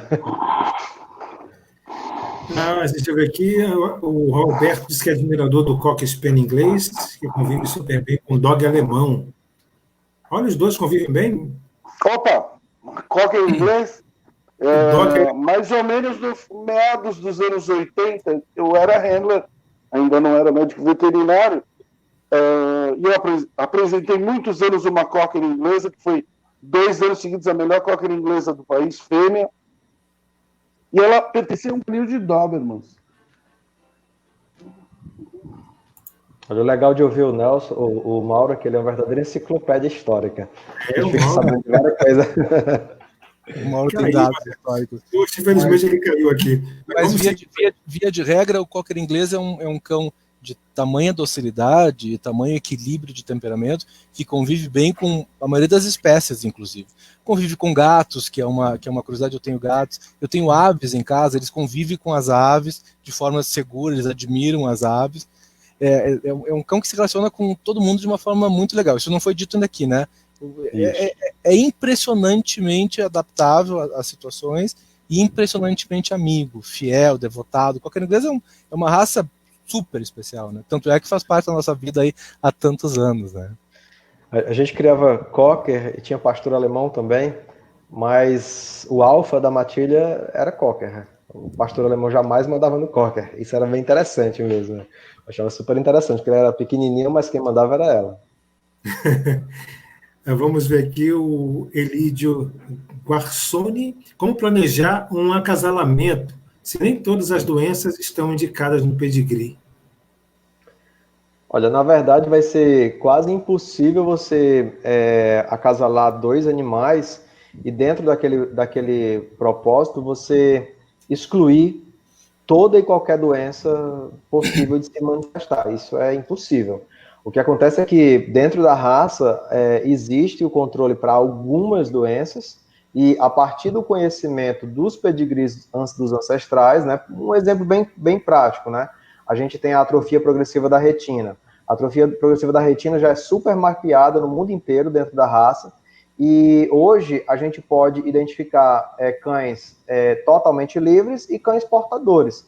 Então, você conhecendo um pouquinho da genética básica, né, você vai entender que quando você acasala um animal X completamente livre do gene com um animal que é portador, mas ele é portador, mas não afetado, ou seja, ele só tem um gene, ele não tem o par do gene recessivo, aí você pode prever que você vai ter filhotes, todos eles livres da doença, da manifestação clínica da doença, mas que alguns deles podem ser portadores. Mas nenhum deles jamais vai manifestar a doença, justamente porque você teve o cuidado de controlar.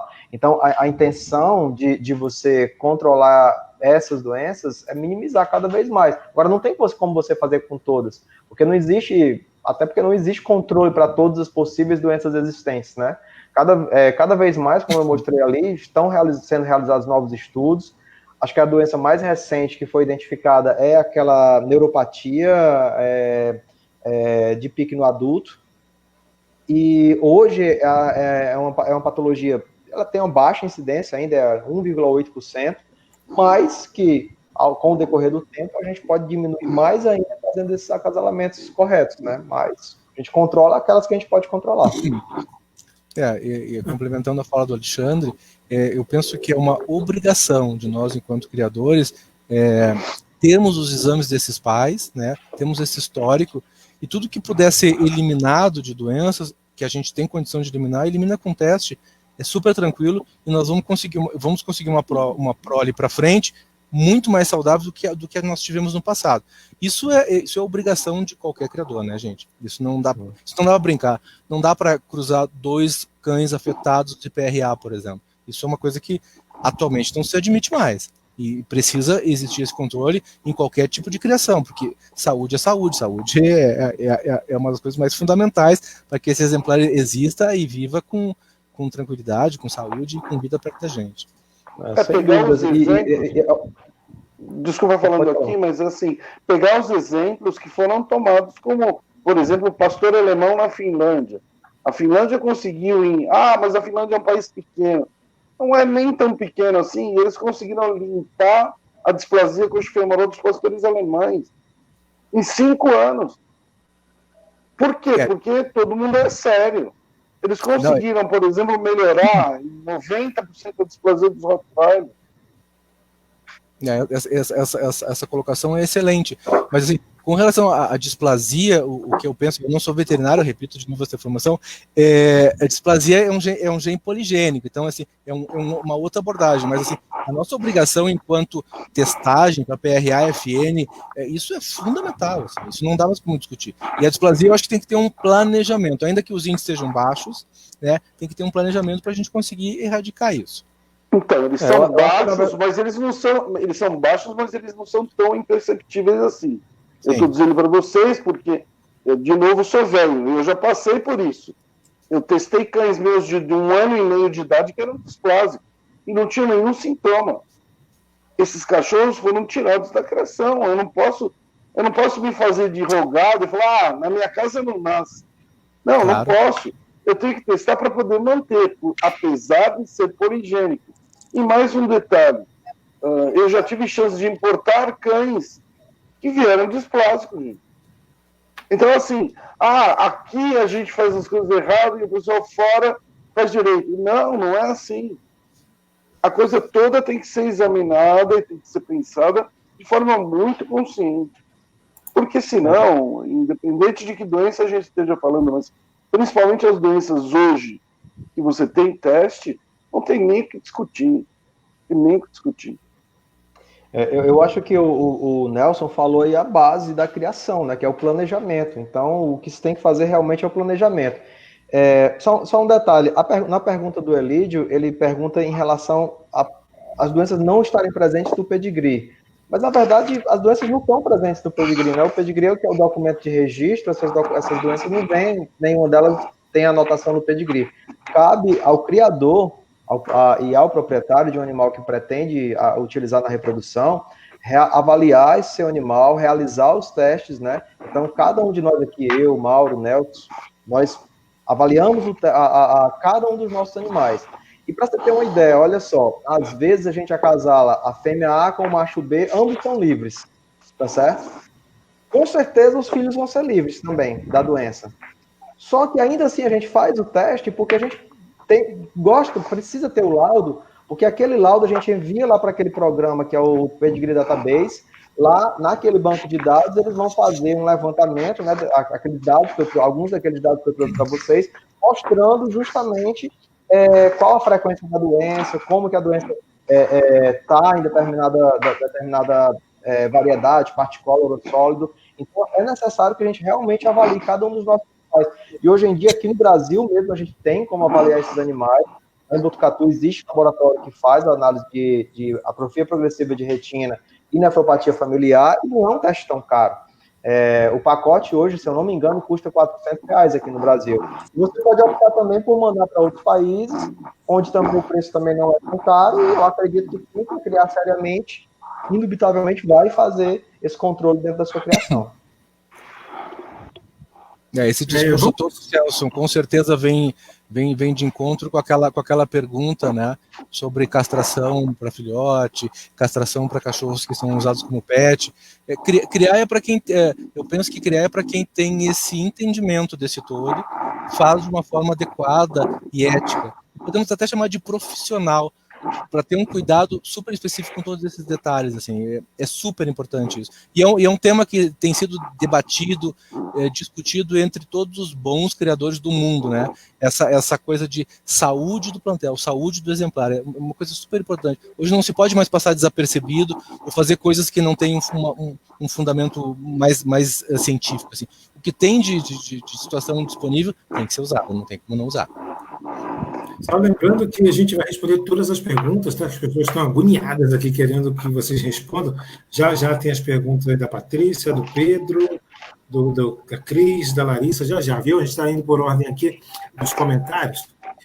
A Tânia Maria Andrade perguntando quais os riscos que podem ter se a cadela cruzar no primeiro cio. Olha só, vamos imaginar o seguinte. Eu sempre faço essa analogia para os meus alunos. Uma menina, quando ela atingir mais ou menos 8 a 9 anos de idade, ela vai ter a sua primeira menstruação, às vezes um pouco mais tardiamente. Mas o fato dela ter tido essa primeira menstruação não quer dizer que ela esteja apta para ser mãe. Na cadela, a gente teria a mesma situação. Se aquele primeiro cio acontece precocemente, por volta dos 6, 7, 8, 9 ou até 15 meses de idade, o que acontece? Essa fêmea, embora a parte endócrina nela esteja se estabelecendo e faça com que ela entre no cio, a parte morfológica dela ainda não atingiu o seu desenvolvimento completo. Então, o que vai acontecer? Aquele cálcio que a fêmea iria utilizar para o seu próprio desenvolvimento ósseo, ela acaba desviando aquele cálcio para o crescimento dos seus fetos e, posteriormente, a lactação dos seus filhotes. Isso faz com que essa fêmea não se desenvolva o suficiente. Muitas vezes ela pode ter um parto complicado, porque a pelve dela, a bacia dela não se desenvolve o suficiente, ela não consegue fazer os filhotes nascerem naturalmente. Fora outros problemas articulares que ela pode vir a manifestar. Além disso, a fêmea muito precoce, né? Só concluir aqui a ideia, a fêmea acasalada muito precoce, ela também ainda não desenvolveu os receptores lá no centro nervoso do comportamento. Esses receptores, eles são sensíveis a um hormônio que ela libera, que é chamado de prolactina. Daí essa prolactina é quem vai desencadear aquele comportamento materno. Tá certo que alguns disso vai acontecer mais tardiamente, mas em geral, quando ela atinge a maturidade, né, a partir dos 15, 18 meses, isso deveria ser desencadeado. Então, muitas vezes acontece aquela situação de que a fêmea que é acasalada cedo, ela está ali parindo, né? Com 9, 10 meses, ela vai olhando para trás aquele negócio saindo de dentro dela, ela não faz a menor ideia do que ela tem que fazer. Enquanto que a cadela mais velha, ela sabe que ela tem que se aninhar, ela tem que proteger os filhotes, tem que lamber os filhotes, ela tem que cortar o cordão umbilical, comer a placenta, e tudo isso ela sabe que tem que fazer. Mas a fêmea muito jovem, ela não sabe porque ainda não desenvolveu esse comportamento materno, certo? Então, por isso, por favor, não acasale sua fêmea muito precocemente. Se você tiver dúvidas, você procura um médico veterinário, ele faz a avaliação ginecológica naquela fêmea e ele vai te dizer se ela vai estar pronta ou não para ser acasalada. Mauro, só um complementinho, não um complementinho que você está falando. Você está falando da coisa in situ, né, da fêmea jovem cruzando. Com tua explanação, a gente calcula que a velhice dessa cachorra vai ser uma desgraça. Porque tudo nela está alterado, tudo nela foi alterado. E eu já tive chance de acompanhar cadelas que tiveram a felicidade de ter cria no primeiro cio, e a velhice dessas cachorras foi absolutamente indesejável sob todos os aspectos, tanto físico como psicológico.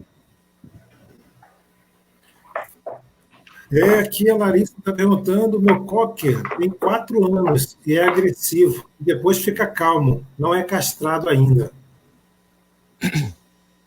Então, Larissa, tudo bem? Assim, a gente precisa também identificar o que realmente é um cocker, né? Porque as pessoas têm um mito que tem orelha longa é um cocker. E tem muitos exemplares que não são cocker, são mestiços, né? E a gente já conversou que essa agressividade, em tese, ela não faz parte da origem da raça, do comportamento típico da raça, e tampouco nós buscamos isso. Então, nós precisamos primeiro identificar se o seu cão é realmente um cocker ou se ele é um cão de orelhas longas, né? Porque não faz parte da raça, ele tá num desvio absoluto. E o Mauro colocou antes a situação de uma doença que dá um start, que gatilha essa agressividade, depois eles voltam ao normal, como se fosse um transe, assim, eles entram em transe, mordem e voltam ao normal. Mas precisa identificar se o seu cachorro realmente é um cocker. E mais uma coisinha, Nelson. De internet. Nelson, mais uma coisinha importante, saber se ele é agressivo ou se ele é mal educado. Porque muitas vezes ele tem aquele comportamento errado dentro de casa, porque todo mundo achava lindo quando ele tinha 2 meses, quando ele tinha 3 meses, quando ele tinha 4 meses. E agora, de adulto, ele virou o cachorro agressivo. Então, eu vejo em muitos grupos de cocker inglês na internet, às vezes um pedido de ajuda, localizamos um cocker que está perdido, precisamos achar um lar para esse indivíduo. E eles colocam a foto, o cão não é um cocker, não é típico, não tem a morfologia, não é, fenotipicamente não é um cocker inglês. Mas as pessoas insistem em confundir essa orelha longa com um cocker inglês, que são coisas bem diferentes. Tem uma outra raça que tem esse tipo de orelha parecida, ou é porque ele é mestiço? Não, temos várias raças com orelha longa, assim. Cocker americano, Cavalier King Charles Spaniel, temos várias raças de orelha. Springer. A Patrícia Tavares, a pergunta dela aqui é grande, vamos lá. Olá a todos, gostaria de saber mais sobre tumores, cancro da raça. Infelizmente, acabei de perder o meu bebê de 11 anos de cancro no fígado e pâncreas após um AVC que ocorreu 5 meses antes. Na altura, fiz todos os testes possíveis e nada de errado havia no fígado e pâncreas. No entanto, em 5 meses, tudo aconteceu num cão super saudável. Tudo pareceu ter começado com um AVC. Obrigado a todos. Patrícia Tavares. Um comentário, na verdade, né? Na verdade, o comentário que eu tenho para fazer para a Patrícia é assim. Lamento pela perda do seu cachorro de 11 anos, mas os cachorros estão chegando a 11 anos hoje e chegam relativamente bem, porque os médicos veterinários têm conseguido levar esses cachorros de forma muito mais saudável até mais adiante. Geneticamente, provavelmente, se esse teu cão vivesse na década de 70, ele não chegaria aos 7, 8 anos. Hoje a gente consegue, para você ter uma ideia, eu tenho hoje um cão na minha criação, que claro que não está reproduzindo, não tem nada disso, mas ele tem 17 anos e está em perfeitas condições de saúde para a idade dele. O seu cachorro teve um AVC, pelo que você disse, e depois teve um câncer. Está tudo correlacionado com uma coisa chamada envelhecimento. Se ele é rápido ou lento, aí a gente tem que brigar com o cara lá de cima, mas na verdade o que ele teve foi uma coisa que é um fenômeno de envelhecimento. Pode acontecer com qualquer cachorro, qualquer raça, e nas idades que você menos possa imaginar. O Pedro Armando Lang está perguntando qual a preferência dos colegas, sólidos ou particólos? Eu acho que aqui vai... Aqui o negócio está feio, porque todo mundo aqui é criador de particola, né? Mas assim, eu, na verdade, sou um cara meio frustrado do ponto de vista variedades, porque eu tentei reintroduzir sólidos no Brasil, tive muito azar, por conta de os cachorros que eu trouxe para o Brasil. Primeiro eu trouxe um macho espetacular, de um criador espetacular, e ele era estéril. Depois eu trouxe 2 fêmeas, e as 2 tinham problema de displasia. E assim foi indo, eu acabei me desencantando da variedade sólida.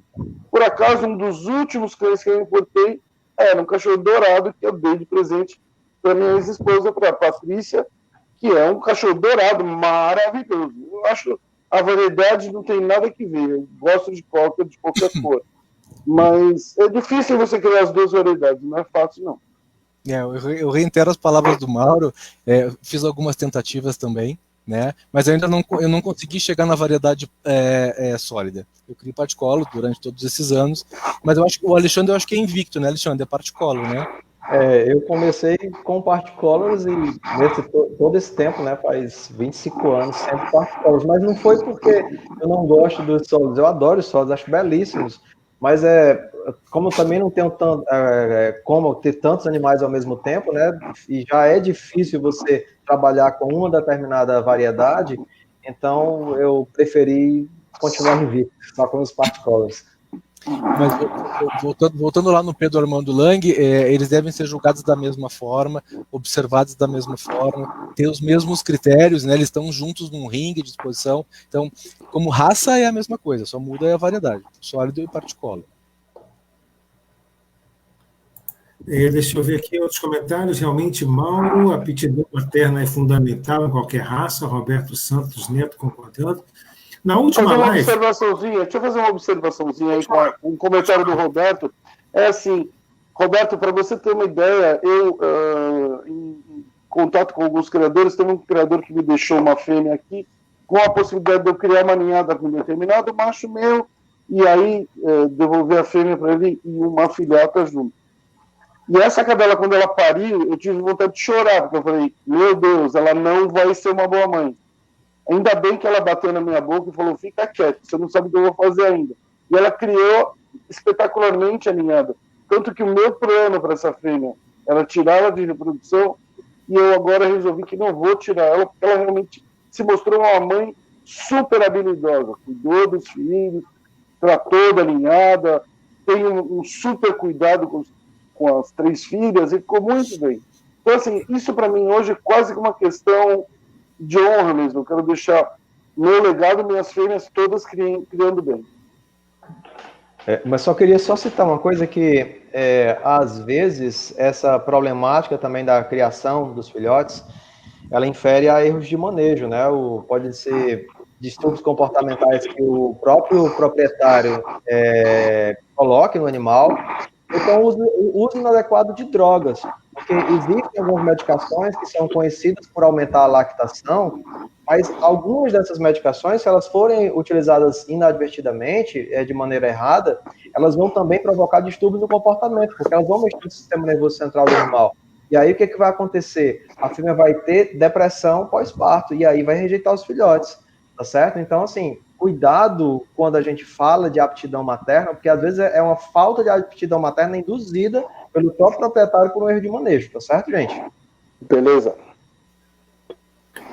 Perfeito. Então, Cris Bruno, Tica Bruno.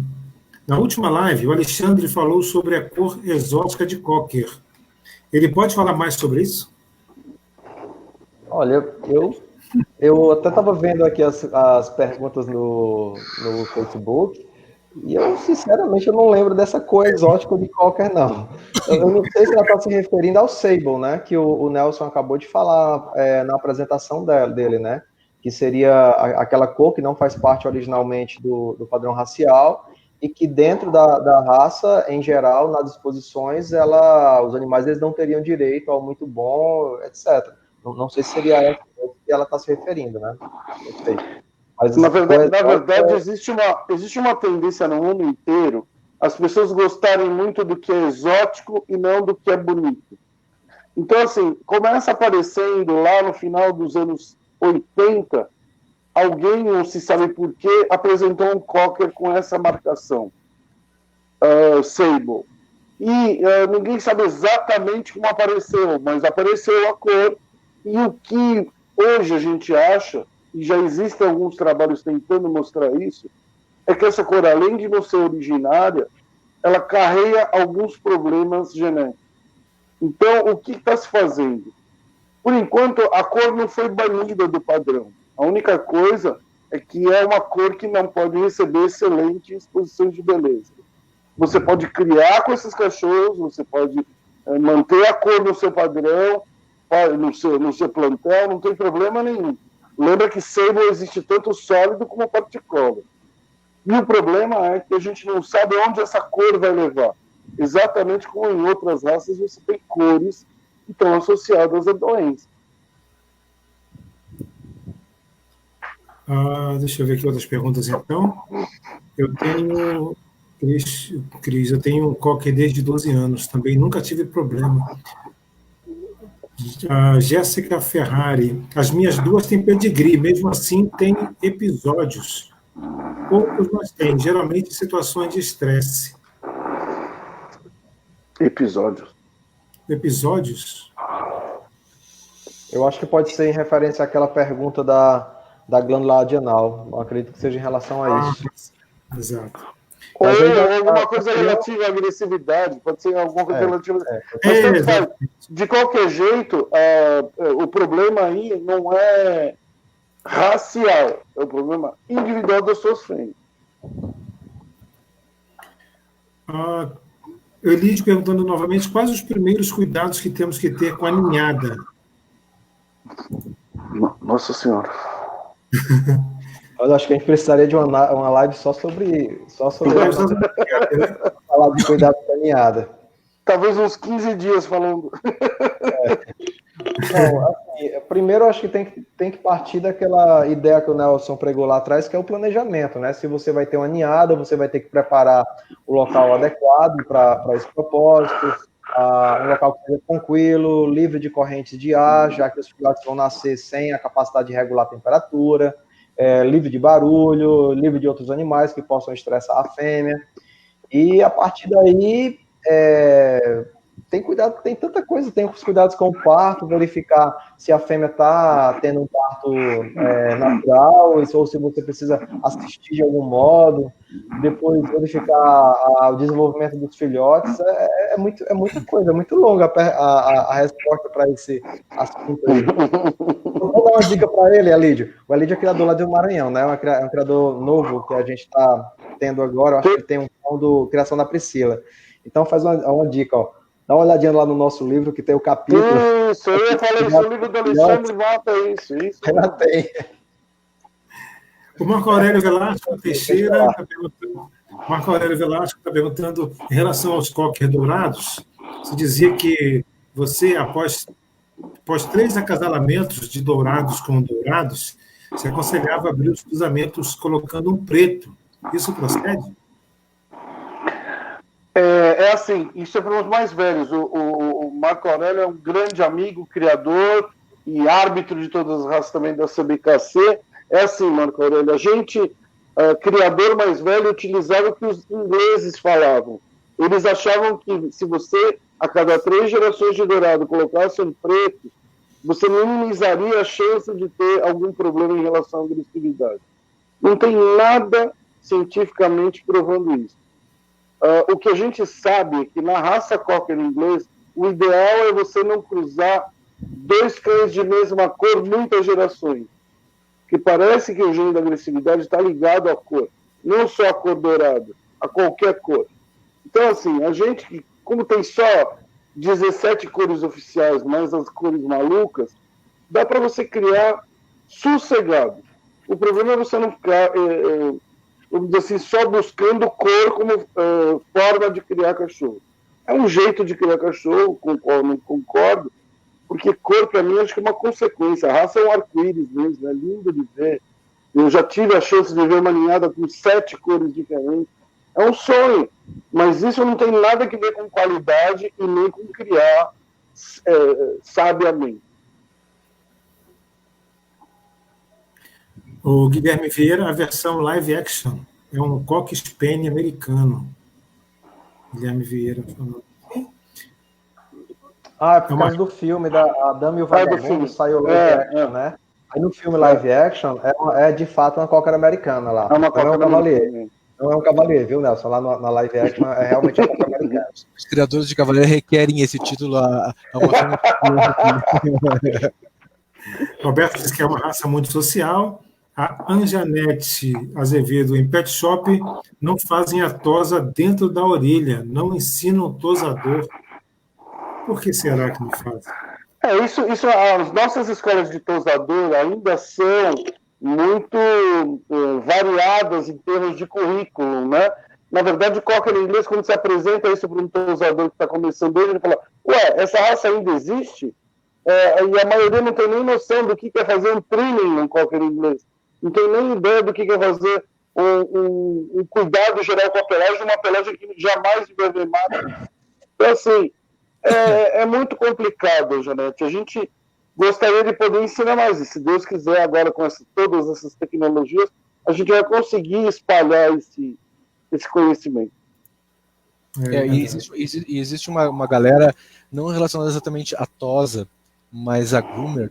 E os groomers estão voltados a essa especialização, a aprender a fazer trimming manualmente, de aspecto natural, são super envolvidos. Tem uma turma no Brasil muito bem intencionada que vem ganhando mercado e ganhando clientes e fazendo coisas absolutamente corretas dentro do padrão da raça. Tem muita gente elogiando aqui o Cocker Spaniel, né? O Cocker é um super inteligente, super companheiro, somos apaixonados por isso também. Por que é tão rara a presença dos tricolores? Roberto Santos Neto. Roberto, essa daí eu vou deixar para o Mauro. Não, na verdade, agora para o experiente. Então, na verdade, assim, para quem cria por cor, isso acontece, mas assim, o Alexandre acabou de ter uma ninhada, tinha um monte de tricolor, né, Alexandre? Então, assim, acontece, a felicidade de ver uma ninhada colorida é bonito, mas o que precisa é ser tricolor e ser lindo, né? Graças a Deus o Alexandre conseguiu, né, Alex? O Bruno Melo pergunta: que amostra é colhida para FN e RPA? Para FN, que é a nefropatia familiar, e a RPA, que na verdade é PRA, né? Que é a atrofia progressiva de retina, a sigla vem do inglês. Para ambas existem duas possibilidades, tá certo? Aqui no Brasil, o laboratório de Botucatu, ele pede que seja enviado o sangue, tá certo? O sangue tem que ser coletado por um médico veterinário. Esse sangue, ele é, então, armazenado sob refrigeração e enviado por Sedex para Botucatu. Nos laboratórios americanos, a avaliação ela é feita a partir de um suave de gengiva, que é igual aquele exame de paternidade que é feito em humanos, não é? Então, é feito um suave aqui da parte interna da bochecha, aliás, ou da parte gengival, e aí o suave é um cotonete grande. Ele vai coletar algumas células daquela região, aí você vai colocar no envelope e envia para o laboratório, e eles podem utilizar também esse material para fazer a avaliação. E saber que no futuro, não muito distante, nós já vamos estar com os genomas desses cachorros todos à disposição, né, Alexandre? Saber que a gente vai ter um genoma que vai facilitar muito mais a vida. Os testes são excelentes e tem que ser feito. Mas no futuro aí, quer dizer, talvez eu já não veja, mas vocês com certeza vão ver essa história de que você tem um genoma de um cão que ele é livre de doença, acabou.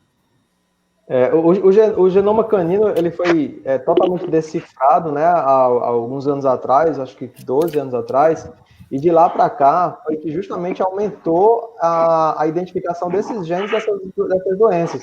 Então, assim, sabe-se o genoma geral da espécie. Então, agora, como o Mauro falou, se parte para uma tecnologia que no futuro a gente vai cada vez mais conhecendo mais e mais doenças, e vai chegar um momento que não vão ser só doenças que a gente vai entender através desse estudo genético, são outras características também, características comportamentais, características da qualidade do pelo, e várias outras particularidades. Acho que a tendência é essa mesmo, Mauro. Espero que a gente veja esse momento. Uma coisa, espero também. A coisa bacana é que você hoje já tem, e já é liberado, inclusive aqui no Brasil, a possibilidade de uma fêmea que você tem interesse zootécnico, que você tem interesse como criador, você cruzar essa fêmea com mais de um macho e ter a mesma ninhada de 2 pais diferentes. Ou seja, eu consigo aumentar uma produção de genética em muito menos tempo, e com essa cadela sendo muito menos judiada. Ou seja, ela, em vez de ter que ter 3, 4 ninhadas na vida, ela vai ter 1 ou 2 e está tudo certo. Mas olha só, aqui no Brasil, né, isso tem surgido recentemente, mas a recomendação disso em alguns outros países é principalmente quando a gente utiliza o sêmen congelado, tá certo? Por quê? Como o sêmen congelado ele tem uma baixa fecundidade, né, a gente tem uma queda da fecundidade do animal, existe uma chance de em torno de 40% de se ter um resultado negativo, ou seja, a fêmea não ficar gestante. Então, para que o criador não perca aquele cio, quando se faz o procedimento do uso do sêmen congelado, da inseminação artificial com sêmen congelado, que é feita com base na dosagem de progesterona para determinar a ovulação, posteriormente, aquela fêmea, então, seria permitida acasalar por via natural ou por inseminação a fresco com um outro macho, para garantir que, caso o sêmen congelado falhe, ela ainda assim tenha o sucesso reprodutivo. Ou até mesmo o nascimento de filhotes dos 2 animais, que a gente sabe que é uma coisa que pode acontecer em cães. Né? A aplicação principal dessa regra seria para isso. Estamos quase chegando ao finalzinho da nossa live, faltando 15 minutinhos para terminar. Temos 3 perguntinhas para a gente encerrar aqui a nossa live. O Simões, boa noite. Cocker dourados tem uma fama de ser destrutivo. Tive um assim. Tem a ver com a cor da raça do cão? Tem a ver com a cor do cão? Essa fama se deve àquele determinado momento que nós reportamos no início dessa live, onde eles foram criados de forma desordenada, por um interesse absolutamente comercial, e nesse momento nós tivemos indivíduos completamente atípicos de comportamento. Né? Então, se reporta a esse momento. Tem uma outra coisa que é ligada ao Cocker, como ele é um caçador, é um cachorro cheio de energia, desbravador de terreno, ele tem muita energia. Então, assim, um filhote, ele sempre vai ter uma tendência a ter bastante energia para gastar. E se ele não gastar, ele vai acabar roendo alguma coisa dentro de casa. Mas a tendência dessa situação é passar. Né? Por volta de 1 ano e meio, eles começam a ficar um pouco mais tranquilos e menos energéticos. Assim. Um bebê é muito energético. Não sei se foi essa a pergunta, mas acho que foi, não? Sobre destruidor, isso? Exatamente. Se tem a ver com a cor do cão, né? Não tem a ver com... Tem a ver com essa natureza inteligente, essa natureza curiosa do Cocker inglês, que ele é um caçador, ele está sempre em energia, está sempre em movimento. Mas isso faz parte da tenra idade. Enquanto são meninos, enquanto são crianças, enquanto são jovens, eles têm esse comportamento mais exacerbado. Perfeito. Vamos para a penúltima pergunta aqui, né? Senão a gente vai ficar aqui o dia todo, né? Ou a noite toda. Crisley Gasparini perguntando sobre alimentação. AN ou ração? Meu Deus. Olha, a alimentação natural, indubitavelmente ela é válida, mas ela não deve ser feita de maneira inconsequente, né? É necessário procurar um médico veterinário especializado na parte nutricional, para que, através da alimentação natural, seja concedido ao animal todos os nutrientes que ele necessita nas diferentes fases de vida dele. Então, é uma possibilidade, tá certo? Assim, eu não condeno a alimentação natural, mas é necessário que ela venha a suprir todos os nutrientes que o animal precisa para cada fase. Do mesmo modo que a ração comercial, ao ser utilizada, ela também deve se adequar a cada fase do animal. Hoje em dia a gente tem ração para filhotes, ração para adultos, ração prêmios e ração super prêmio para animal que tem alta atividade, ração para fêmea gestante, ração para fêmea no cio. Então tem um monte de diversidade aí que você pode utilizar. Então, acho que é a opção sua. A alimentação natural só é bem mais trabalhosa, né? Mas é interessante também. Uma curiosidade sobre esse aspecto, um dia desses eu fui levar, eu falei isso na live que eu fiz para o Kennel Clube do Rio Grande do Sul na semana passada. Eu fui levar uns exames de um cachorro meu, no laboratório, e estava entregando o exame, conversando, e as pessoas... tinha uma pessoa na sala de espera com um Shih Tzu pet, branco de bigode, extremamente branco de bigode. O que me chamou a atenção é imaginar que aquele exemplar tão pet, né, tão companhia daquela senhora, ele tinha uma barba tão branca, o que eu entendo que é uma dificuldade da maioria dos criadores, e tal, manter aquela barba absolutamente branca. E eu fui perguntar, mas o que come o seu cão? E ela me respondeu que comia comida natural. Comia comida, não comia ração. E a gente nota, eu gosto muito, particularmente, a minha cor de cocker inglês é branco e preto, não azulão. Eu amo essa cor. E os cães que são brancos e preto, eles têm uma tendência a uma lambedura e ficam rosa. Isso eu sei que tem alguma coisa a ver com essa... O Alexandre está rindo, ó. Eu tenho alguma coisa a ver com essa comida de saco e essa comida natural. Sei, foi a impressão que me deu. Tô rindo porque eu passo por esse problema, né?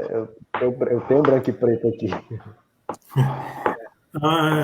Cris, mesmo com cachorros comprovados que são saudáveis com testes e vacinas em dia, a cor pode trazer determinada doença?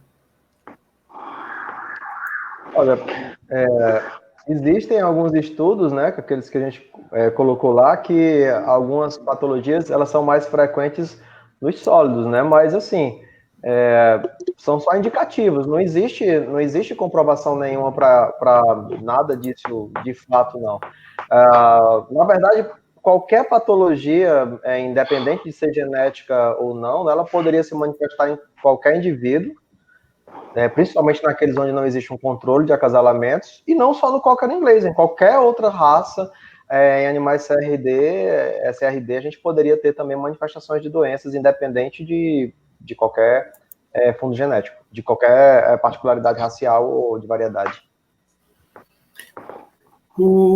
Aqui está uma pergunta, vamos ver aqui. Cão castrado, qual seria a melhor dieta e em que dose? Longville Cockers pergunta.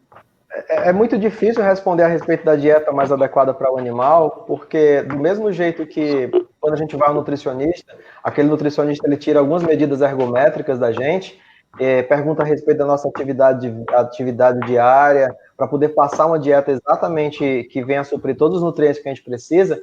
Para o cão seria a mesma coisa, por isso que a gente acabou de falar há pouco, né, foi que, de fato, se procura um médico veterinário que possa, então, indicar o tipo de nutrição mais adequada para aquele animal, independente dele ser castrado ou não. O cão castrado ele tem algumas particularidades, né, porque ele pode ter, não vou dizer que tem, mas pode ter uma redução de exercício, de metabolismo de um modo geral. Isso pode levar a uma tendência à obesidade, mas não necessariamente. Existem cães castrados que são super ativos, que não foram influenciados em nada com a castração. Então, é tudo muito relativo, não tem como se dar uma resposta específica para esse propósito. Beleza, né? Então, estamos chegando ao final, né? O Guto já mandou uma mensagem aqui para a gente, agradecendo a participação, uma excelente live, meus amigos. Infelizmente, minha internet está horrível hoje. Parabéns a todos. Então, eu quero agradecer, primeiramente, ao Mauro, né, Mauro, pelo esforço. Obrigado. Eu lamento não ter podido ser mais participativo, mas foi muito bom e sempre é muito bom falar de cocker.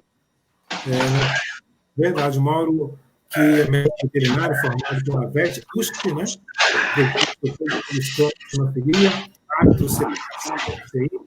E titular do Canil, como é que se diz o nome do... Flutters é o movimento que as orelhas do cocker fazem quando ele está correndo. Lembra uma borboleta batendo, batendo. Show, tá vendo só? Vivendo e aprendendo. Eu também não sabia disso, não, sabe, Mauro? Agora que eu vou o nome do canil. Quando você vê um cocker correndo, você vai lembrar de mim. Agora eu vou lembrar. Professor Dr. Alexandre Silva, médico veterinário, docente da UFERSA, não é isso? Isso. Federal Semiária. Certo. Membro diretor do Colégio Brasileiro de Reprodução Animal, pesquisador do CNPq, titular do Canil Urbana Légio. Acertei? Acertou. O meu é fácil, né? Legião Urbana, a banda Legião Urbana é latim. Tá, verdade. Olha aí, ó, tá vendo só? E aqui Ele quase não gosta de rock. aqui. Ele quase não gosta de rock. Né? Quase não gosta de rock, né? E também o Nelson Segala. Nelson, muito obrigado pela sua participação, pelos seus esclarecimentos, também pela sua cultura, arquiteto e urbanista, profissionalmente na área de arquitetura e residencial, juiz CBKC, FCI, sinófilo há 30 anos e titular do canil Falklands. Falklands. E, amigo, eu agradeço a oportunidade, mais uma vez. Você está falando sobre Cocker, é uma razão da minha vida também, é Cocker inglês, com esses amigos que eu admiro, respeito tanto. O Maurinho é amigo de mais de 30 anos, o Alexandre é um pouco menos, é só 20, mas nós somos amigos. É um prazer estar partilhando com vocês desse projeto de falar sobre Cocker, de educar sobre Cocker. Eu queria lembrar a todos os amigos que a CBKC, ligada à FCI, nós temos um Conselho Brasileiro da Raça Cocker Spaniel Inglês, que é disponível a todos os amantes e pessoas que admiram essa raça. Nós temos site, temos Facebook, temos Instagram. O Conselho é aberto para receber todas as pessoas que forem interessadas em descobrir, aprender e participar das atividades do Cocker no Brasil. Temos departamento no Rio de Janeiro, São Paulo, Minas Gerais e Rio Grande do Sul. São todos bem-vindos, é um prazer recebê-los todos da família Cocker Spaniel Inglês. Muito obrigado, Celso. Obrigado pela oportunidade. Boa noite. Legal. Obrigado a todos, um abraço a todos, obrigado pela oportunidade. Lembrando que agradeço a todos aí, foi um papo realmente bem gostoso, né? Com 2 professores, né? O Mauro disse que eu fui orientador dele, professor dele, mas na verdade ele, esse tempo que ele está aqui com a experiência, ele é um grande professor e posteriormente o Nelson também. Então, muito obrigado por esse bate-papo super gostoso. Obrigado ao Celso, obrigado ao Guto. Valeu, gente. Legal, lembrando que a live vai ficar aqui no Facebook, também no YouTube do Cacepa, né? É só você Cacepa ou Kennel Clube do Estado do Pará, que você vai acessar todas as lives aqui feitas pelo Facebook. Mais uma vez, obrigado a todos pela participação. Os nossos convidados também vão poder comentar aí no Facebook, caso achar necessário, tá? Pode ficar à vontade também para comentar depois vai ficar na nossa no Facebook. Talvez até a próxima. Tchauzinho, gente. Tchau.